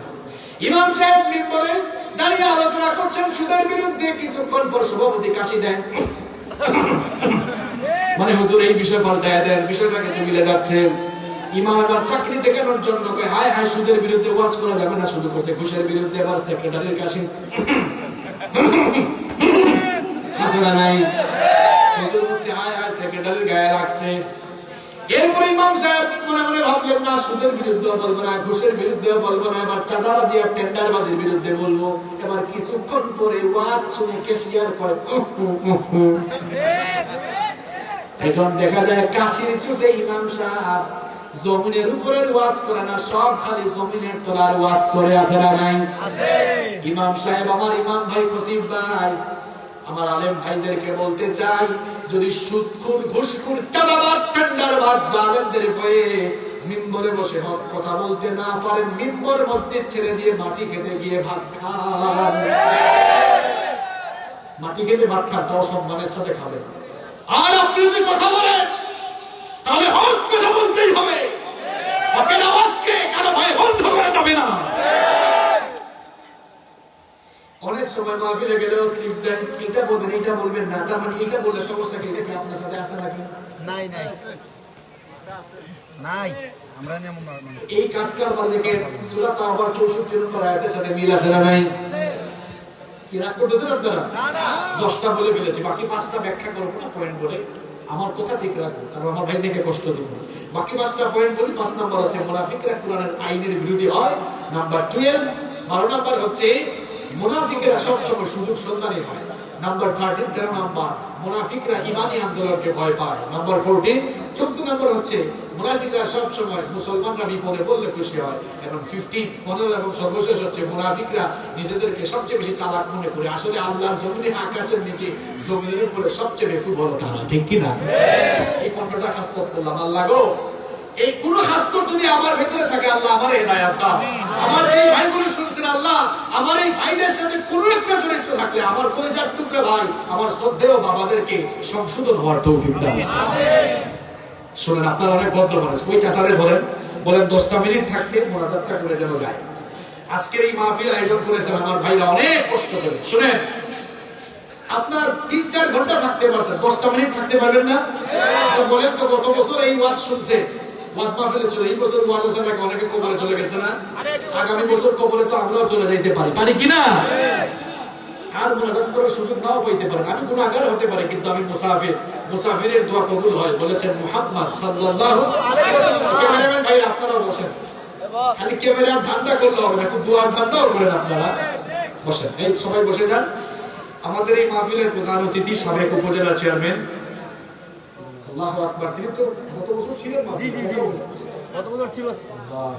গত বছর দেখা হয়েছে আমার সাথে, মন ভরে ওয়াজ শুনে হয়েছে, কোরআনের প্রতি ভালোবাসা ছিল। হুজুর উনি আপনাকে ওসিয়ত করে গেছে যে আপনি যেন এই ওনাকে ওনার কথা মনে আছে?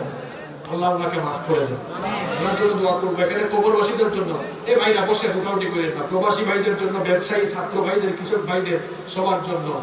এই এলাকায় অনেক হিন্দু ভাই বোনরাও আছেন, ওরা সবার জন্য হেদায়েতের জন্য দোয়া করবো ইনশাআল্লাহ। ওনারা অনেক ওয়াজে বসেছে, কারণ আমাদের হিন্দু ভাই বোন, এটা সাম্প্রদায়িক সম্প্রীতির দেশ, আমরা এখানে ভেদাভেদ করি না। আমরা এখনই মুনাজাতে চলে যাব। আল্লাহুম্মা আমিন। ربنا ظلمنا أنفسنا وإن لم تغفر لنا وترحمنا لنكونن تكن من الخاسرين ربنا هب لنا من أزواجنا وذرياتنا قرة أعين واجعلنا للمتقين إماما ربنا اصرف عنا عذاب جهنم إن عذابها كان غراما رب العالمين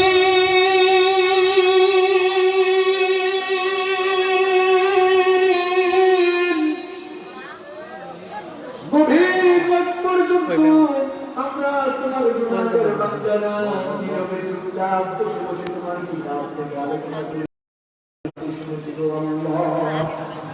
ওগো আল্লাহ, আমরা প্রত্যেকেই গুনাহ যারা যারা আমাদের লাইভটা তখন দেখলেন সবাইকে ধন্যবাদ। মাহফিল এখন শেষ, তো আমরা বিদায় নিচ্ছি। ইনশাল্লাহ পরবর্তীতে আবার অন্য কোনো লাইভ নিয়ে আমরা হাজির হবো ইনশাল্লাহ। সেই পর্যন্ত সবাই ভালো থাকবেন, সুস্থ থাকবেন। মোবাইলে আসলে চার্জ নেই, নাহলে পুরোটাই আসলে মোনাজাত আমরা নিতাম। তো ধন্যবাদ। আমার সঙ্গে আছেন আমাদের নিউ ভিশনের আমার সহকর্মী সহযোদ্ধা মাসুম। আসসালামু আলাইকুম। বিদায় নিচ্ছি আমরা সবাই, ধন্যবাদ।